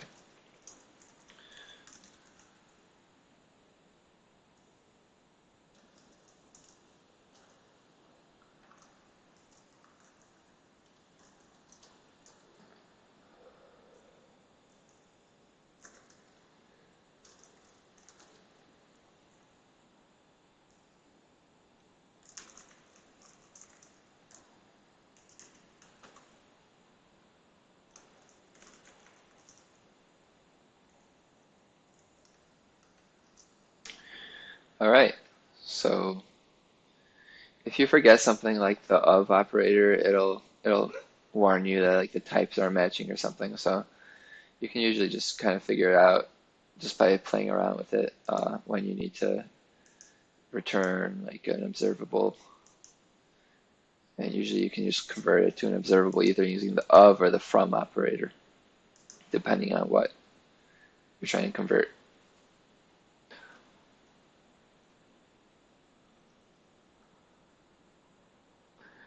Yeah, so this is a promise right now, and you can convert a promise to an observable pretty easily using the of operator. So anyways, so now we're going to be routing to the dashboard when they successfully log in. So let's go to the dashboard. Actually, I guess let's just try it out. We don't have any actions, effects, or reducers yet in the dashboard section. So there's nothing to really test out there yet. So let's just run it in the browser and see if the redirect works correctly. So first I'm going to do the failure, do a couple failures. That's good. Type some junk password, click login, and we are correctly Huh, that's funny. It asks me to remember my password. Never. So it redirects me to the dashboard. Cool. Let's go back to the login page. All right.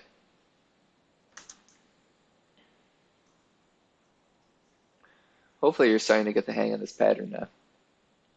But I'm going to continue for quite a while, so just in case you haven't gotten the pattern down yet, keep watching if you think it's helpful. All right, so let's go ahead and generate the feature for the dashboard.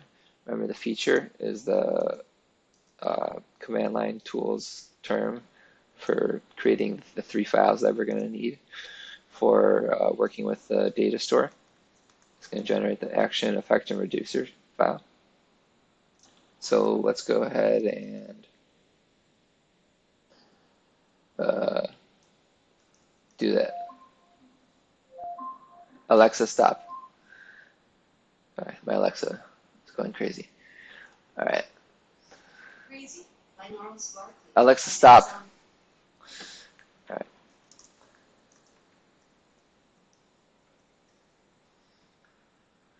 Okay, sorry.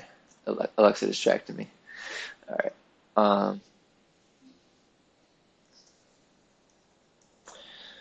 Okay, so let's create that feature. All right. So once again, you can check the documentation for the command if you forget it, or the parameters that we pass to it. Ng generate feature, and it's going to be in the dashboard folder, and it's going to be called dashboard. And let's specify the module, dashboard. And I mean, this command line tools are absolutely not necessary. It just helps you get all the configuration done correctly.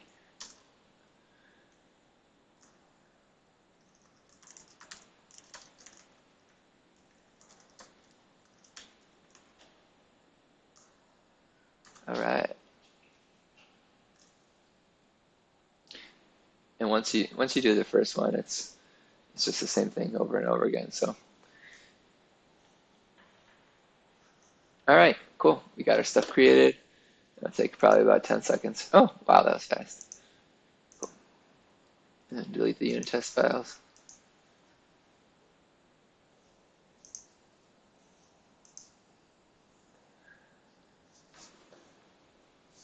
To keep my project visually appealing. And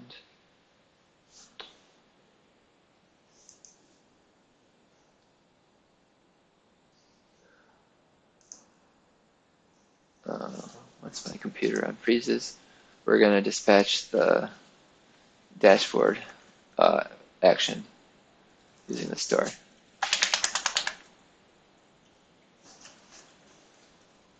Oh, right, we got to create the actions first. So we go to the actions file.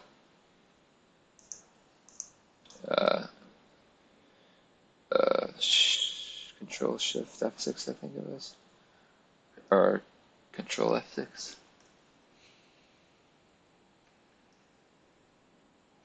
Maybe not. Maybe it was just Shift F6. Yeah, there we go. All right.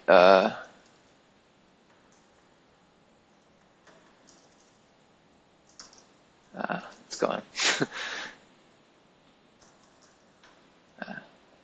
Shift F6. Dashboard, load, start. Again, I'm not saying that you gotta do actions every time your loading starts and ends.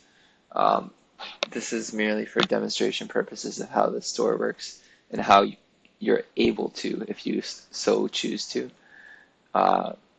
declare actions wherever you want. And remember, we're going to extend the payload action that we defined.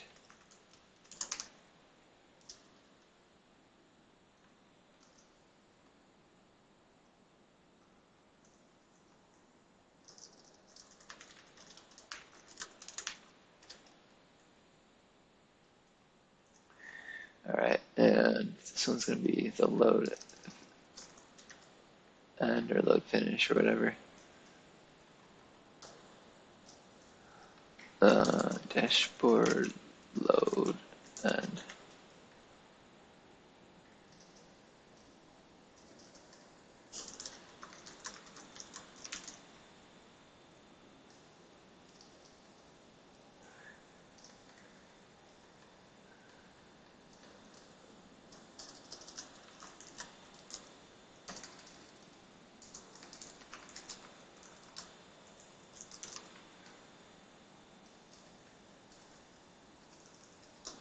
I'm not even going to handle like a success or failure action.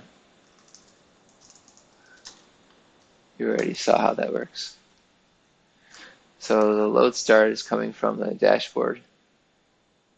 I guess you could say it's coming from the, yeah, no, it's coming from the dashboard itself. I was going to say it's coming from the router, but I guess the router's already done on the previous page. Dashboard finished loading. Actually, I'm going to put finished and start at the end of the string.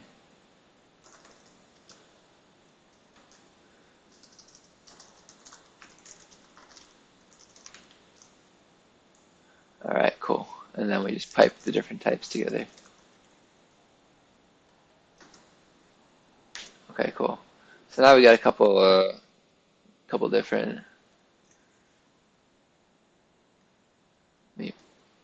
You can remove the unused import and hit save.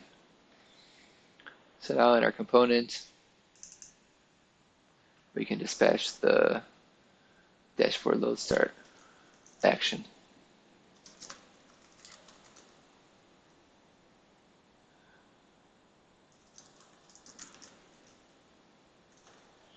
Now, so far I've showed you how to store data into the store. However, I haven't shown you how to take data out of it and like render it onto the page. So that's what I'm going to do next. So do we have? We're gonna use another API call.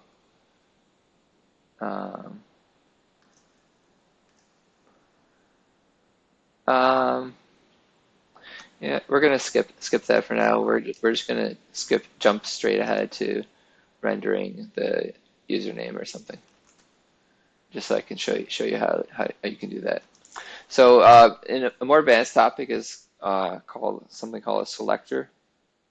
However, that's not going to be covered in this course. It's more of an advanced topic, or maybe not advanced, but it's kind of like another layer of complexity. So selectors and entities are not covered in this video. That's a topic for another day. So what we can do though is the store is just an observable which contains all the data that we want. So we can just use the pipe operator to get that data. So for example, run key. I'm used to using a Macintosh. So say for example that username that we want, that's stuck somewhere in the authentication part of our state. So we can use the map operator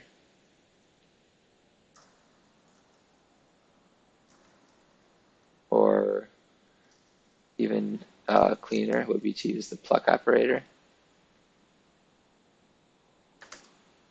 to take data out of the store. So whenever you inject your store of type state, it doesn't matter what you pass in. Here is the generic type. If you use any, it'll still pass on the same object. It doesn't change what's actually coming through. If I chose any of these incorrectly, it would still pass in the same object.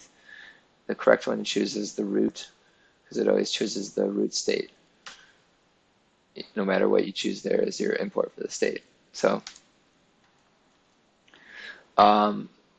we always start with, we want to get it from the auth section of our state.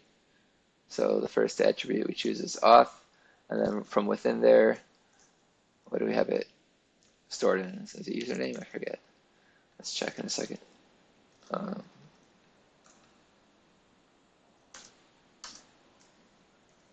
Save that. Let me check our reducer for the auth. I think it's username, but let's double check. Yep, it's called username.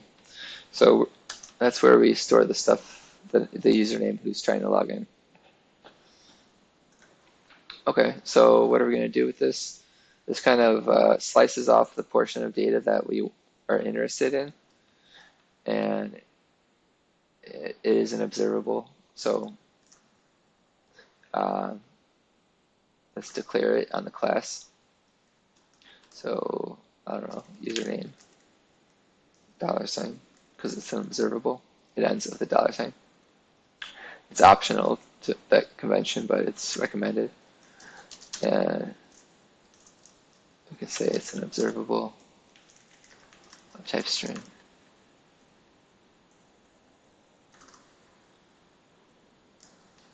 And then we can set it down here.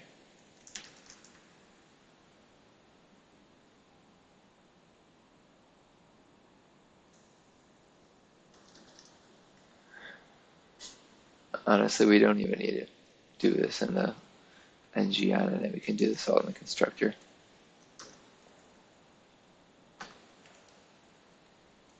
You can probably even do that for this one too, but I'm going to keep that one there for now.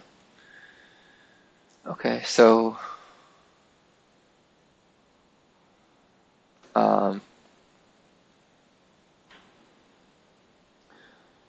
let's render that out in the HTML page.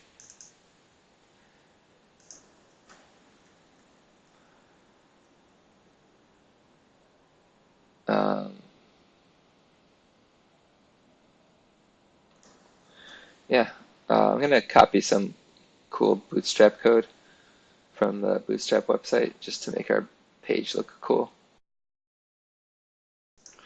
So yeah, here's some code. I'm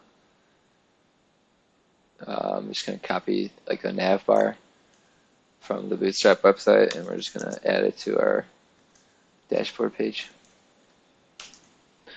Let's make sure to get rid of any hrefs though, because hrefs are not friendly with the Angular router. Yeah, it kind of triggers a page refresh. So let's just clean this up a bit. Just get rid of the hrefs. I'm gonna Command R or Control R, and let's just replace that with the empty string. Kind of replace all. And anything else? Yeah, we don't need a search bar.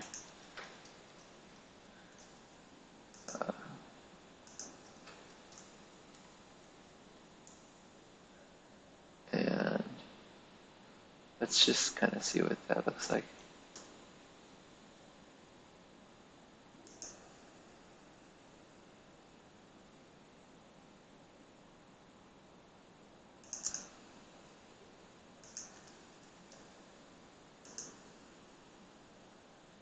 Okay, pretty cool. So instead of navbar, let's put the username there. So use the string interpolation, the double curly brackets, and since we have an observable, call it username $. Very pretty cool if the editor will automatically add in the async pipe once it knows that it's an observable, maybe in the future. But either way, when you're rendering an observable type, you need to use the async pipe so that once the data is available, it renders it. So I changed the code so the page refreshed so our data gets lost.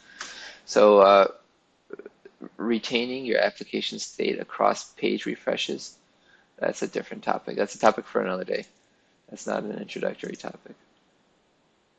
Okay, cool. See, that guy logged in, so his username was stored in the store. We came to this dashboard page. We plucked it out or mapped it out or just kind of selected it somehow from the data store, and we're able to render it. So that's kind of how you take data out of the data store. So now I believe we've covered all the core topics that I wanted to cover today. However, of course, I'm not going to stop here. I'm going to keep going and reiterate on the pattern, just so you guys can get some, well, you can watch me as I go through the material some more. So you get a hold of the patterns. There is one thing I think you should stay tuned for is at the very end I clear out the entire application state, or you can I don't know, whatever. Just watch or zoom forward if you want. It is a little bit tricky when you want to listen to like an auth action from within the dashboard state, so you can clear out the dashboard state in response to an authentication action. So that is some kind of the intricacies that I'll cover near the end when we do the logout functionality. Anyways, let's continue with it. So I just want to do one more API call using this fake API stuff. I don't know, let's just get the list of users. That sounds cool. So it's /API/users, and then you can get a page if you want. I think that's optional. That's easy to remember. Let's go ahead and do that. So we're on our dashboard page. The dashboard starts to load. We dispatch the dashboard load start action. And remember, if we want to make an API call, we go to the effects file and can name our effect whatever we want, but let's name it something cooler. Dashboard load start. And by cooler, I mean more meaningful to the reader. And dashboard load start. Do we want to dispatch an action from here?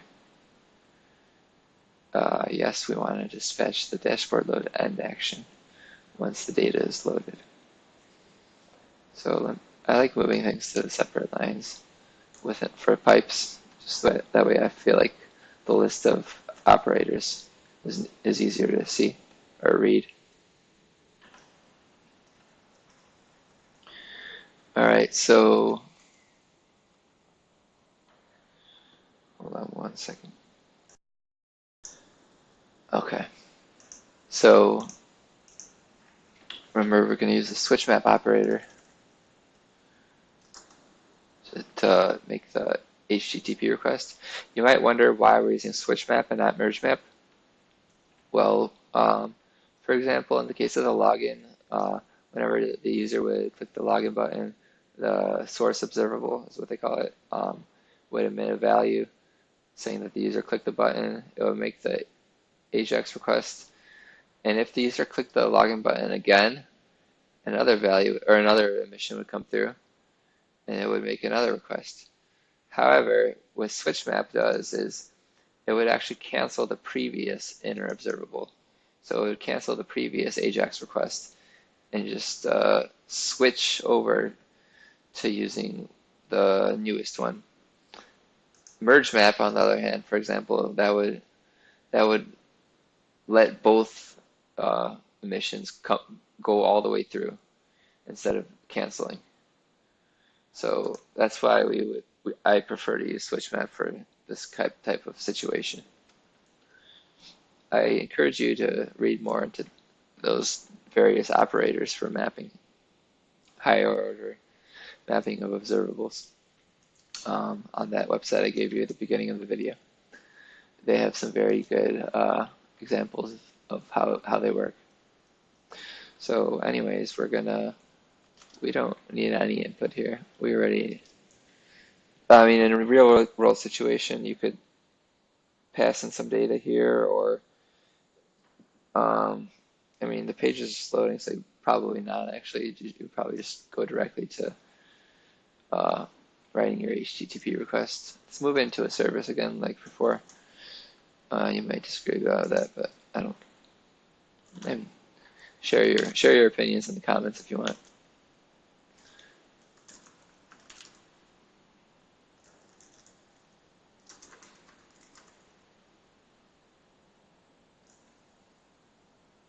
So we're creating a service to use, and I need to register it in the module.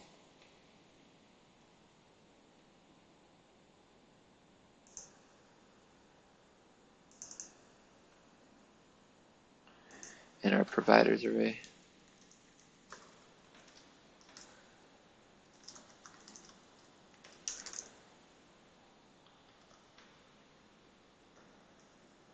And we're going to be using the HTTP client here.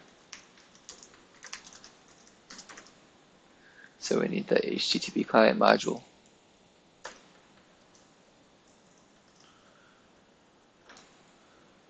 I'm going to delete the unit test file so you don't get completely lost with all the files in there.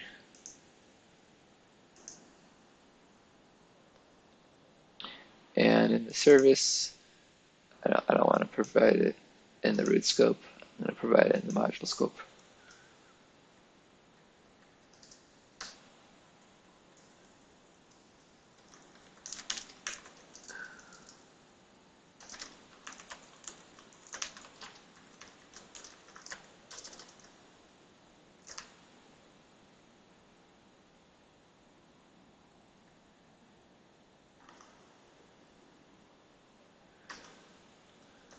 Add our function for loading dashboard data.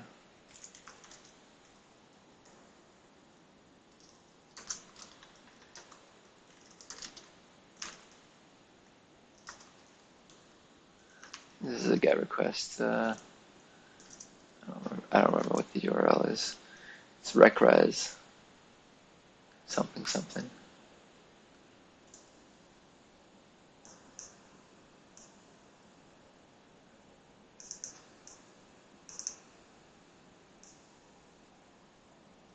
Wow, my mouse isn't working correctly.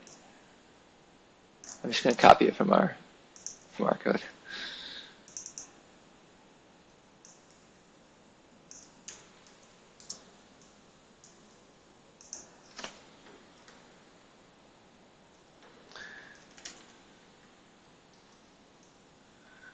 Okay.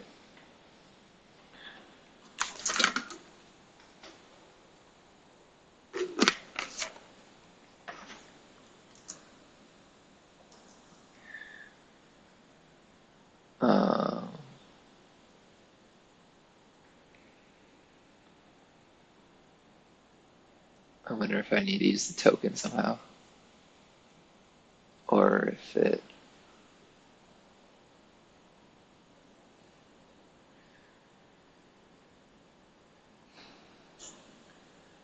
probably not. Let's try it in the browser, I guess. That's one way to know for sure. I don't really know how sophisticated this API is. It's my first time using it.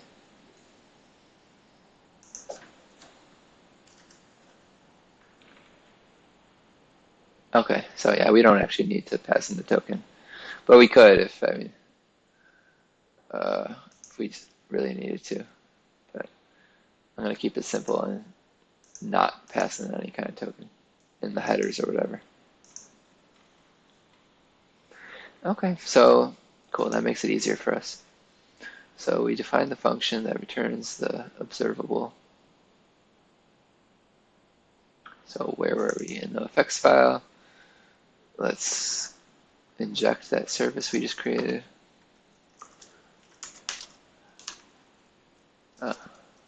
Dashboard service. Type dashboard service.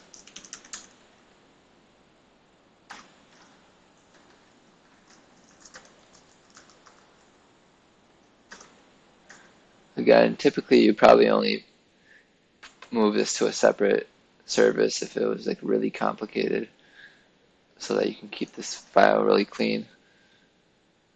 But and that way you could reuse that service in other places as well. Um, but whatever. This is just kind of a demo, so okay. So we do that, and what's the result? We get an observable, so we can pipe it, and in that pipe, we're only going to handle the successful case for this demo, which we're going to map that to the result. We're just going to map it directly to an action that we're going to dispatch.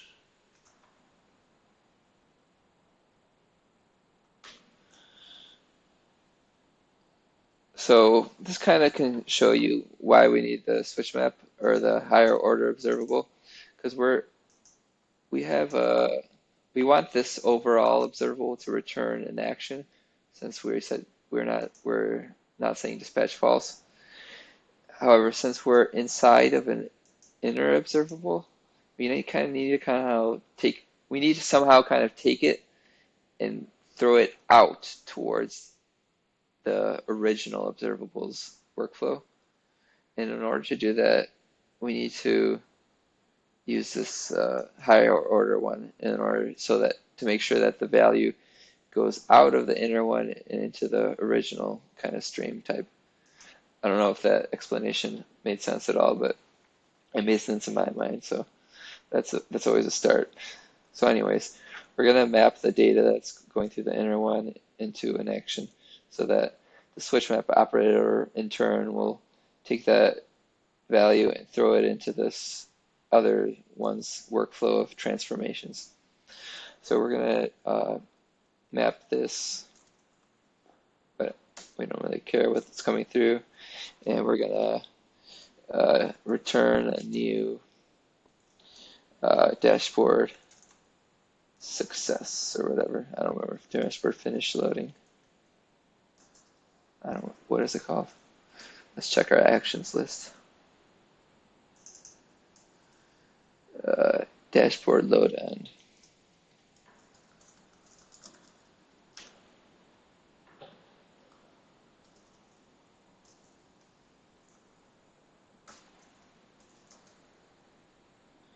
And actually we do care about what data is coming through, because we're going to need to save it into our data store, and in order to do that we need to pass it into the action. So let's say data.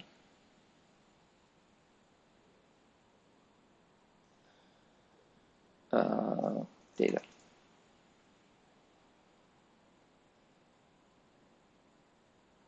Cool. So following the pattern, we created a new action. It's being dispatched. It's always good to kind of check out your code, make sure it's not broken. So let's go to the login page. Hopefully my browser isn't completely frozen.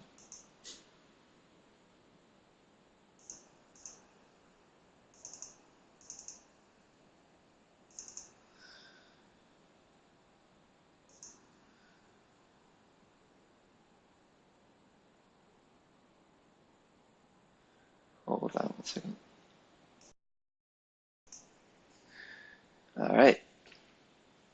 So we're navigating to the login page just to try things out, make sure everything's working in the Redux DevTools.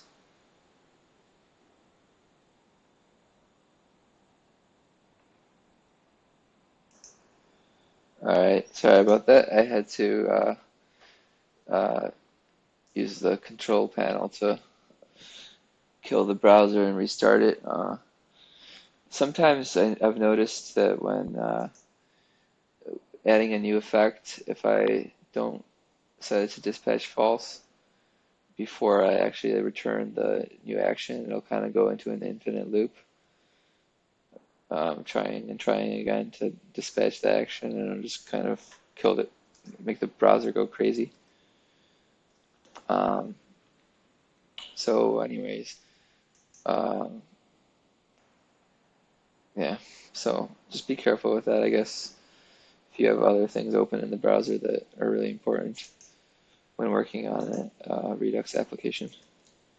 Or just make sure to set your actions to false, or your dispatching to false in any of your effects.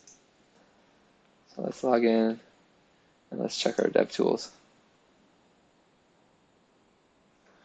All right, let me make it a little bit, whatever, let's just work with this.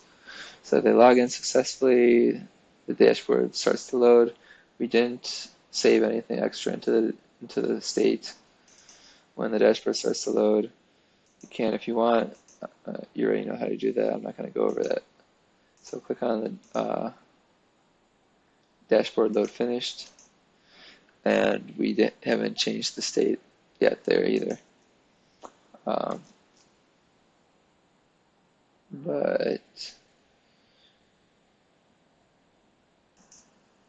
But this action was successfully dispatched. So what that means, well, can you tell me? Can you guess? So we dispatched the action, so now we can react to it. How can we react to it? We want to take the data from the dashboard query and render it onto the screen somehow. In order to do that, though, we need to put it into our data store. So let's call it dashboard data. Subtype. I have no idea what type is. Let's take a look at the API webpage.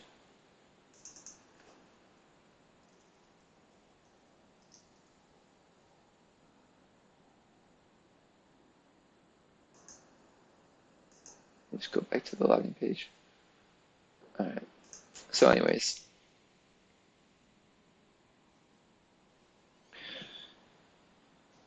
so this is what our API response is going to look like. It's going to have a page, purchase.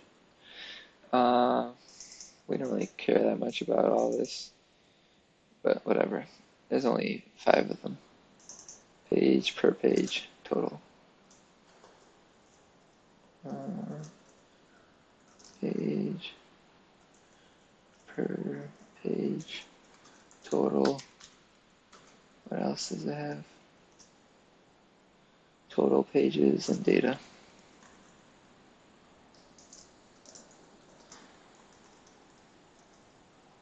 All right.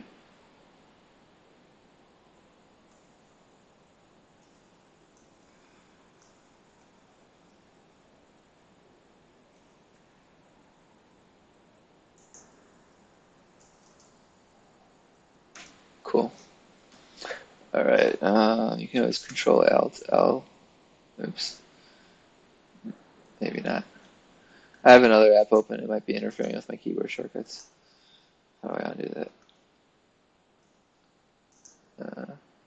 Give me a second here. All right. Remind me not to press Control Alt L while having the magnifier open. I use that to invert the color screen, by the way. Good tool for Windows. Anyways, so we have this dashboard data coming in.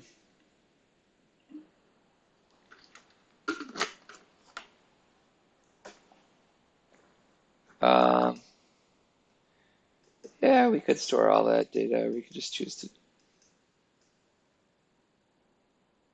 store part of it. I don't know. For this demo, let's just store the data directly in the data.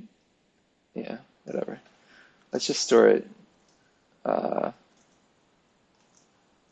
just only store this array right here.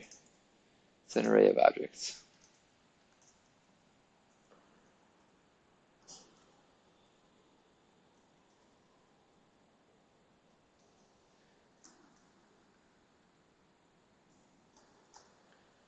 I forget the TypeScript. How to do it. Let's just say it's any type. All right. that takes care of that.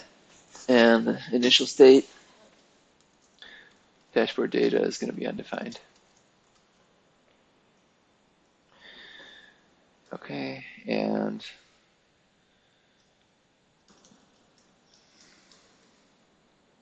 when it starts to load, no, when it finishes loading, we're going to spread out the state, and we're going to modify the dashboard data.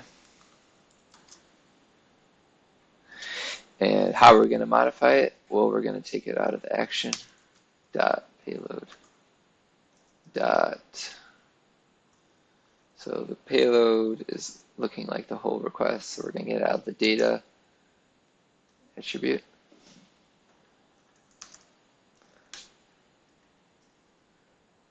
Okay. Cool. So now we should have access to the dashboard data. So in the component, we can pluck it out.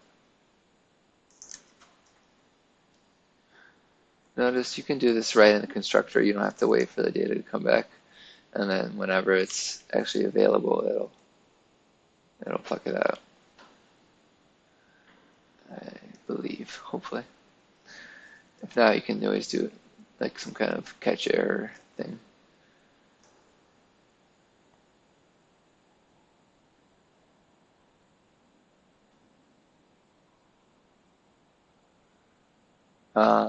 But no, it won't throw an error because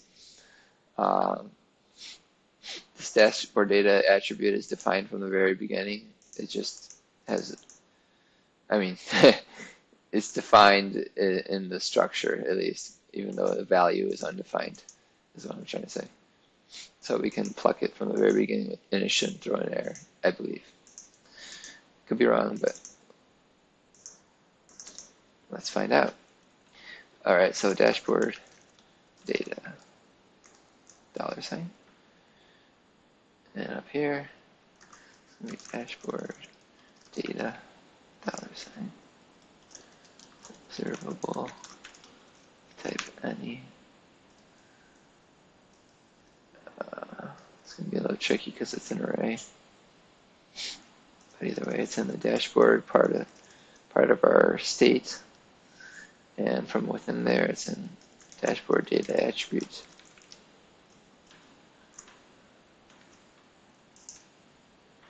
Okay. So now in our HTML file, we're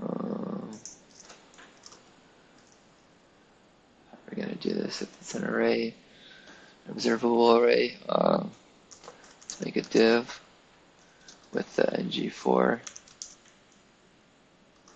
directive.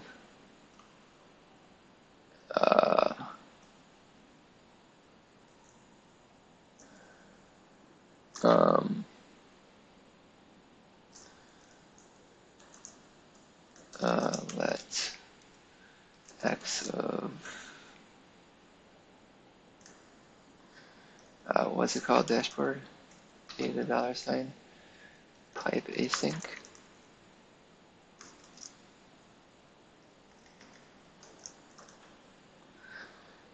And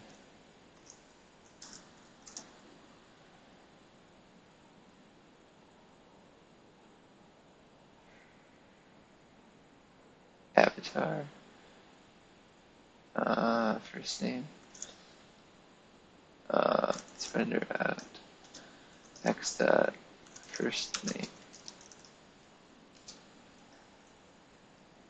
So these are people, user.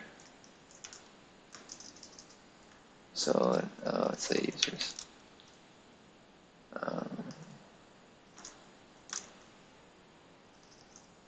Whatever. We don't need to format it for now. X dot first name space X dot last name.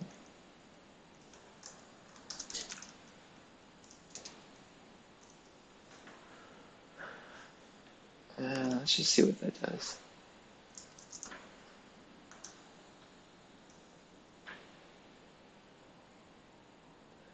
Where's our application? Hopefully it's not frozen again.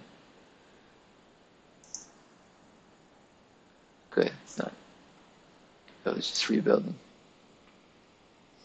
Alright, so type in some junk, log in. Woo, it's working.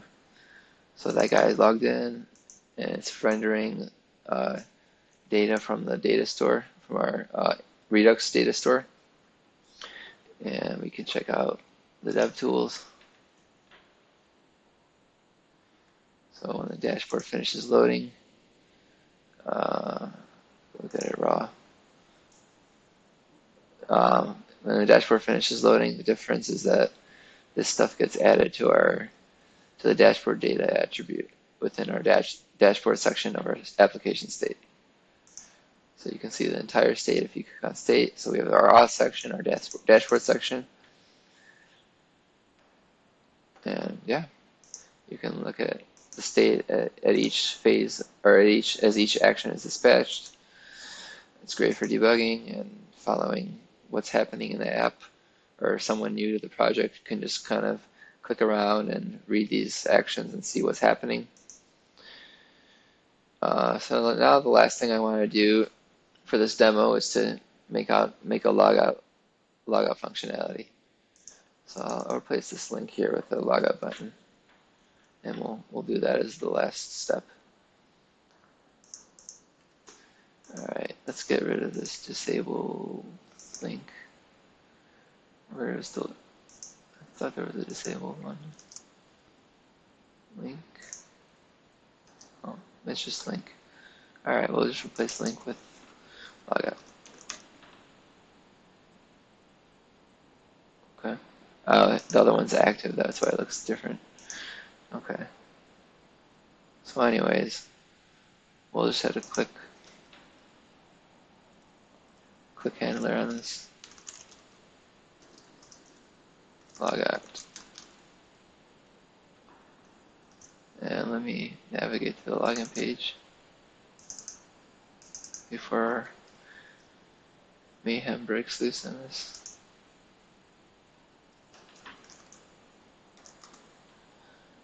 Okay. Alright, so in the dashboard component, let's create that logout function.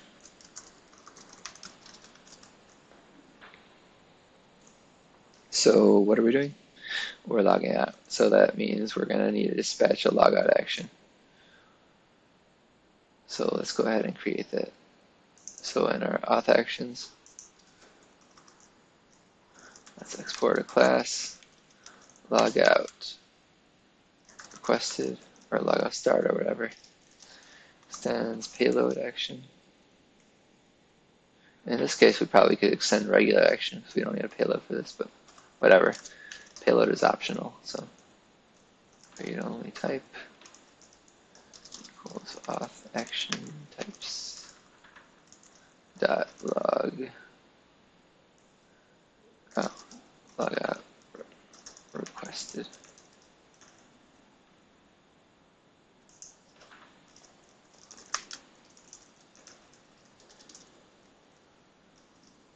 It's coming from the log, from the nav bar. In real life, we would refactor the nav bar into its own component, but we're not going to do that for this demo. So logout requested. And there's not going to be a logout failure for this demo.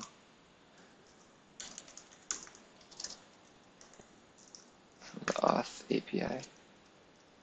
Ooh, I don't even know if this API has a logout, a fake logout, but we can fake it ourselves somehow. Let's check it out though. Do they have a fake logout?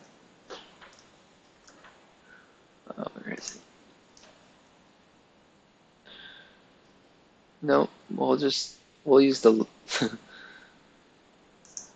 what is this one?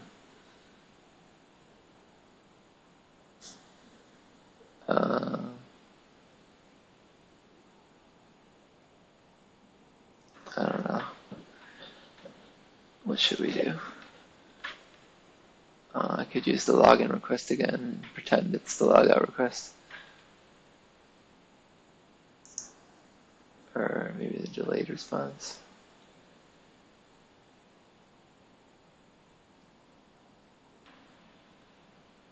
Oh no, that's just a parameter.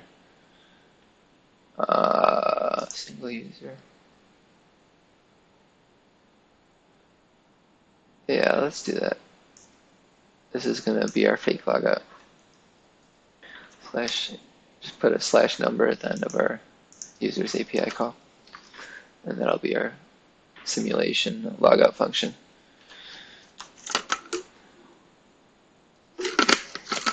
All right, so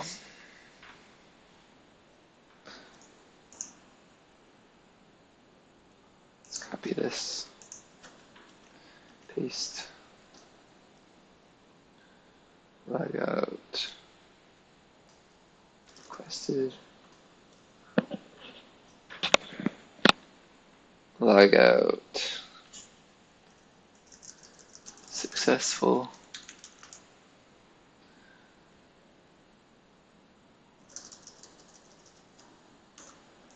and then add them to the pipes.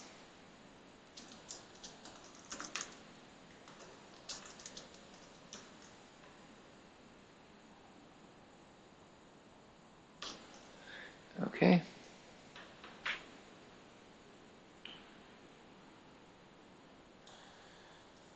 Actions are done. Follow the pattern. That's all we're doing. So I don't really care enough to add stuff to the state while I'm logging out. I could say a user is trying to log out and set that as a Boolean to true or something. I don't know. You can do all kinds of crazy stuff, but I'm just going to go straight to the effect and navigate them to the login page for now. So to do that, we add an effect.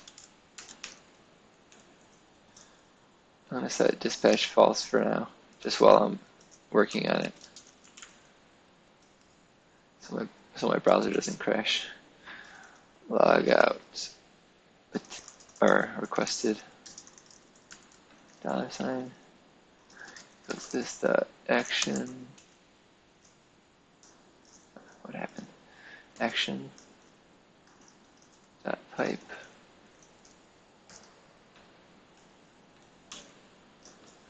And within there, we filter down to the of type auth action types dot logout requested, and then we do the switch map, and I'm not going to pass any data through this. Auth service logout.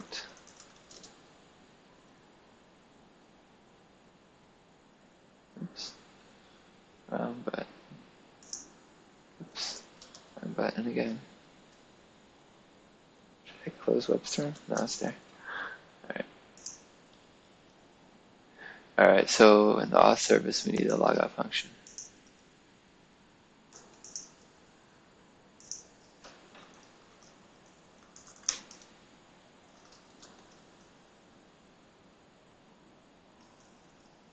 So we're going to return this that.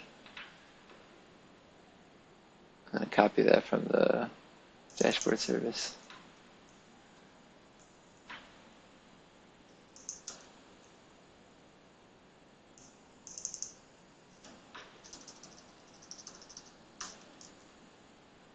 And /1. That's going to be our fake logout. Okay.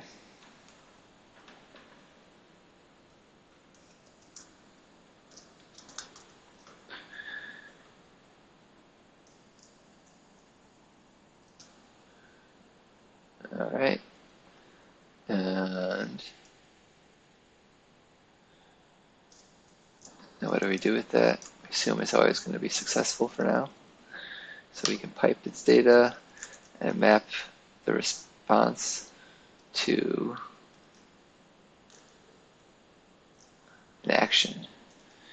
I'm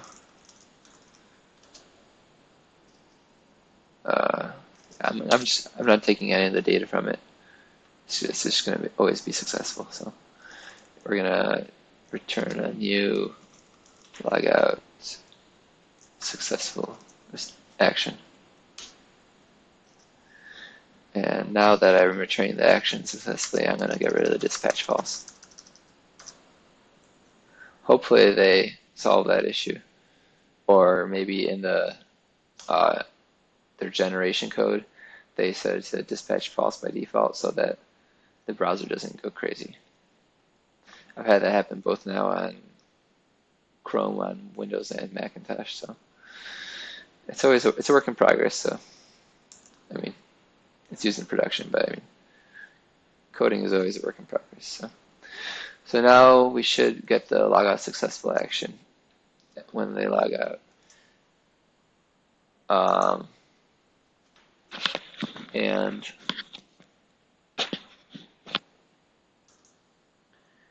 yeah, let's just make sure that the action is correctly being dispatched. So they log in, data loads correctly, they click log out, and now let's check the DevTools.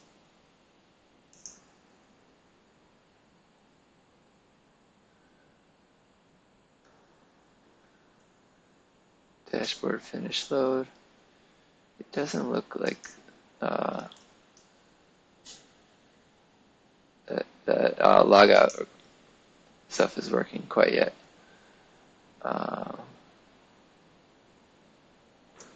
Let's check what's going on here. Yeah, it's not even requesting to log out, so let's check that logout button one more time. That's in the dashboard page. I click it, it should try to log out. The logout function is empty. That's why. This.store.dispatch new logout requested, or logout requested.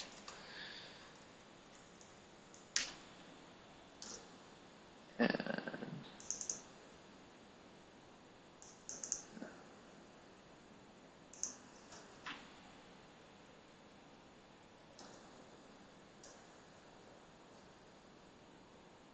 actually, since we're not using actual authentication for this page, I don't even have to go back to the login page and start all over.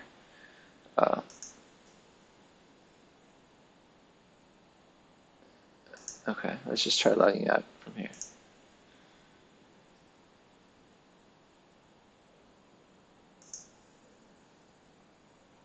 Logout requested. Auth API. What does that mean? Did I not define the action correctly? Let's check the auth. Oh yeah, that's funny. Well, logout was successful. It's just labeled wrong. So from the auth API, logout successful. All right, cool. So let's try that one more time.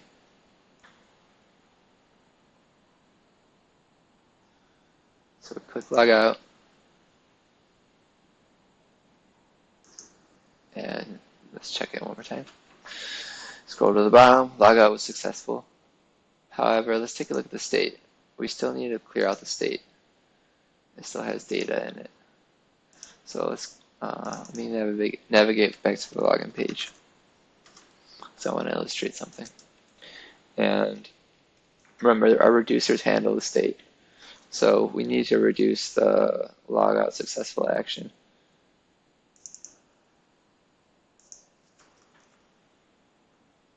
Or we need to handle it in a reducer. Logout successful, return, spread out the initial state. I'm purposely not doing this entirely correct on purpose because I want to show you something right now. Why is it giving me an error? Missing semicolon. I don't think I have a missing semicolon.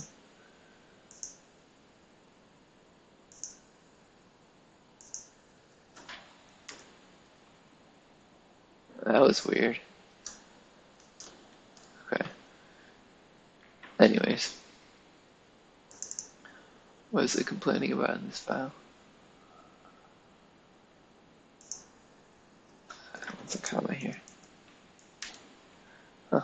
Surprised it was working without that. Anyways.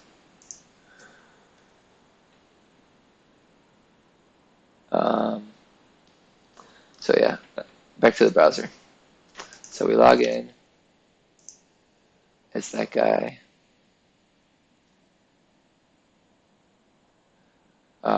We log out. Oh, I should navigate to the home page. But I already tried to clear the state out. But let's take a look at what happens. Log out is successful.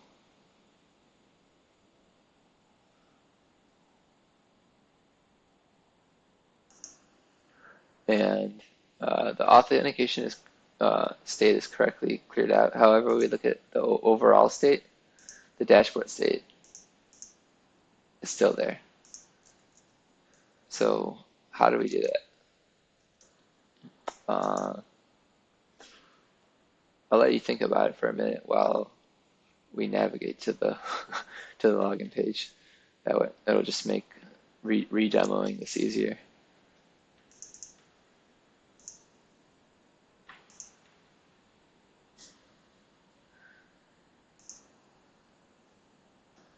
Come on now.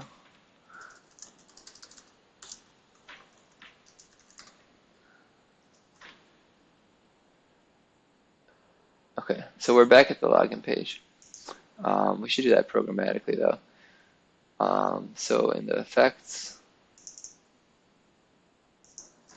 in the auth effects, sorry.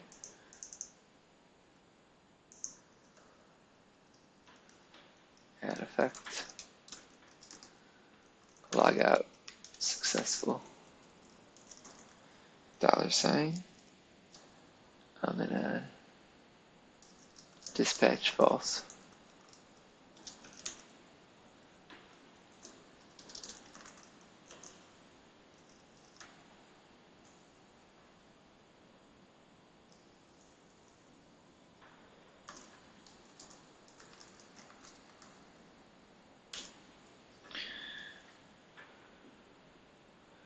We're not going to dispatch another action from the successful logout. It's the end of the chain of sequence of events or sequence of actions that result from the flow of the user clicking the logout button. So it's going to be of type auth action types that logout successful. And after we filter it, what are we going to do? We're going to switch map it. And in there, we're just going to use the router. Do I not have the router in here? Yeah, I do. This.router. Navigate by URL to the login page. Okay, cool. So let's go through the flow one more time. Make sure it's all working correctly. User fails to log in a couple times. User logs in successfully.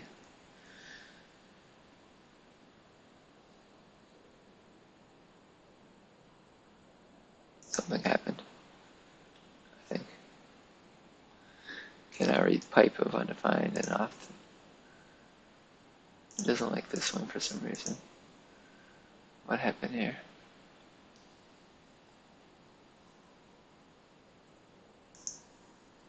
This dot action $.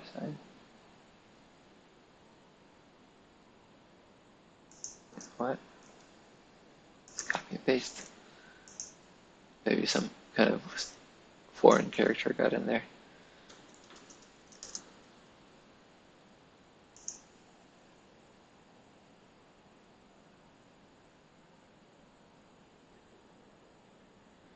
Okay. Login failed a couple times. Login successfully. All right. log out. Good, we go back to the login page. And now, as I had mentioned, we still have that issue with the data. We successfully clear out the auth state. However, if we look at the overall state, the dashboard data is still there. So how on earth can we get other parts of our state to other reducers to reduce their part of the state to being empty when the action is coming from the auth actions? How can we do that, for example, with the dashboard reducer? Well, all we do is this. I mean, there's more than one way to do it, but this is how I'm going to do it. You can, I like doing it this way because it's customizable. You can choose how to handle the event in each of your portions of your state. So I'm going to just import it as something, an action type that is important to the dashboard portion of our application so that we can react accordingly and specifically to this, to the authentication logout successful action. So auth, what was it called? No, this is just called logout successful. Just like that, import it and hit save. And now we go to the dashboard reducer. So now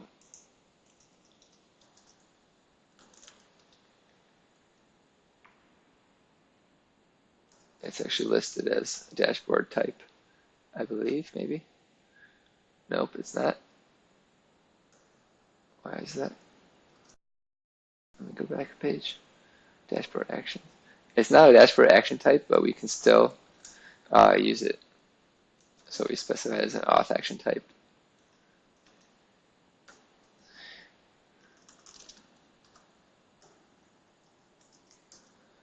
And we say that whenever that happens, we're going to clear out the state from the dashboard portion of our overall state. There are other ways to do it, but I like doing it this way. If you have any other ways of doing it that you prefer, please share in the comments and let us know what you think. So let's go back for one final walkthrough of our app.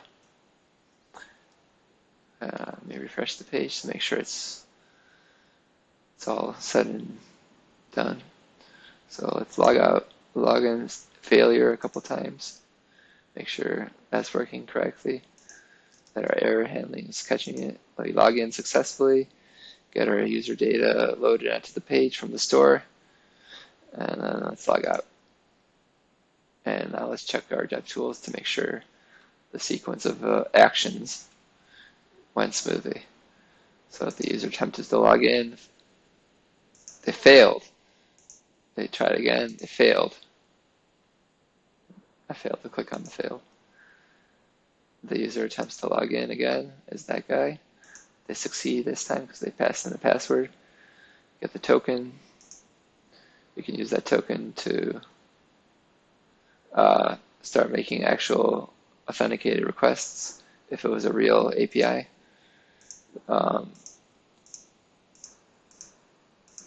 You can inject the store into regular Angular services, so you can pull this data into a service file if you need to make a request from there. So selecting or plucking out data is the same from within a service as it is from within a component. I can't seem to click on this, it's being really fidgety. Let me open it up in the full window.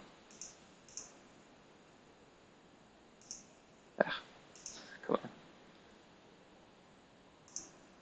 And drag it over.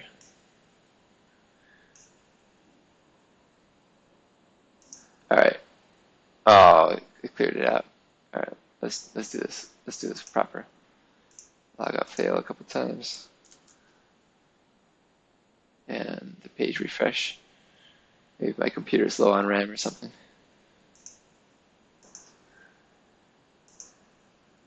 Oh, it didn't clear out. It just. Oh yeah. Okay. We log in. We log out. Okay. So the login failed a couple times. They log in successfully, get the token. Dashboard starts to load. They finish loading the dashboard. Get a bunch of data. Logout's requested, and logout successful. Let me close a bunch of tabs. I only have 4 gigs of RAM on my computer, and I have a screen recorder, WebStorm, and some other stuff running. Let me check WebStorm. Make sure the build is running well. Yep, no errors in there. So we try to log in a couple times, fail. Let me pull up the DevTools before we go any further. Let me pin it to this. Oh, they worked that time. Okay. So we log in successfully. Log out. And at the very end, our entire state is reset to the initial state. So there you have it. That's Redux. Took a little bit longer to explain than I thought it would, but I didn't want to rush any of the concepts. I wanted to take you guys through the pattern over and over again so that you get a hang of it. In case you didn't get it the first time I went through the pattern of the actions, the reducers, and the effects. So I went through it from start to finish of a typical application, which involves some kind of login, rendering of some page, and logging out and clearing out your state. So if you have any questions, or I encourage suggestions, if you have any suggestions about how I can improve my code, please let me know in the comments. And if you liked the video, if you thought it was helpful, you thought you learned a lot, please give it a thumbs up. And stay tuned. I might create another video about how to use the selectors and entities. I haven't really decided yet. And maybe about the time travel debugging using the there's like a little bar in some available in some of the browsers plugins that lets you kind of go through. It binds to like the router of your application, and you can actually use it's like kind of slider bar to step through your application, the actions that were already dispatched in your application. Yeah, I think the issue was that I was low on RAM on my computer. That's because I'm also recording the screen recording for like 3 hours, so that's probably eating up at least some of my RAM as well. And I had a bunch of browser tabs open on 4 gigs of RAM on an old computer, so I think that's why it kept refreshing a bit near the end of the video. But anyways, yeah, that's all. That was my introductory video, and some kind of walkthrough through a little bit of RxJS module separation, and primarily Redux. Great for debugging, great for code organization. You just got to learn those 3 concepts: actions, reducers, and effects. And with that, you can write a very well organized and well-maintained application state. You can write an application such that your state is very well organized and maintained. Thank you, and have a good night.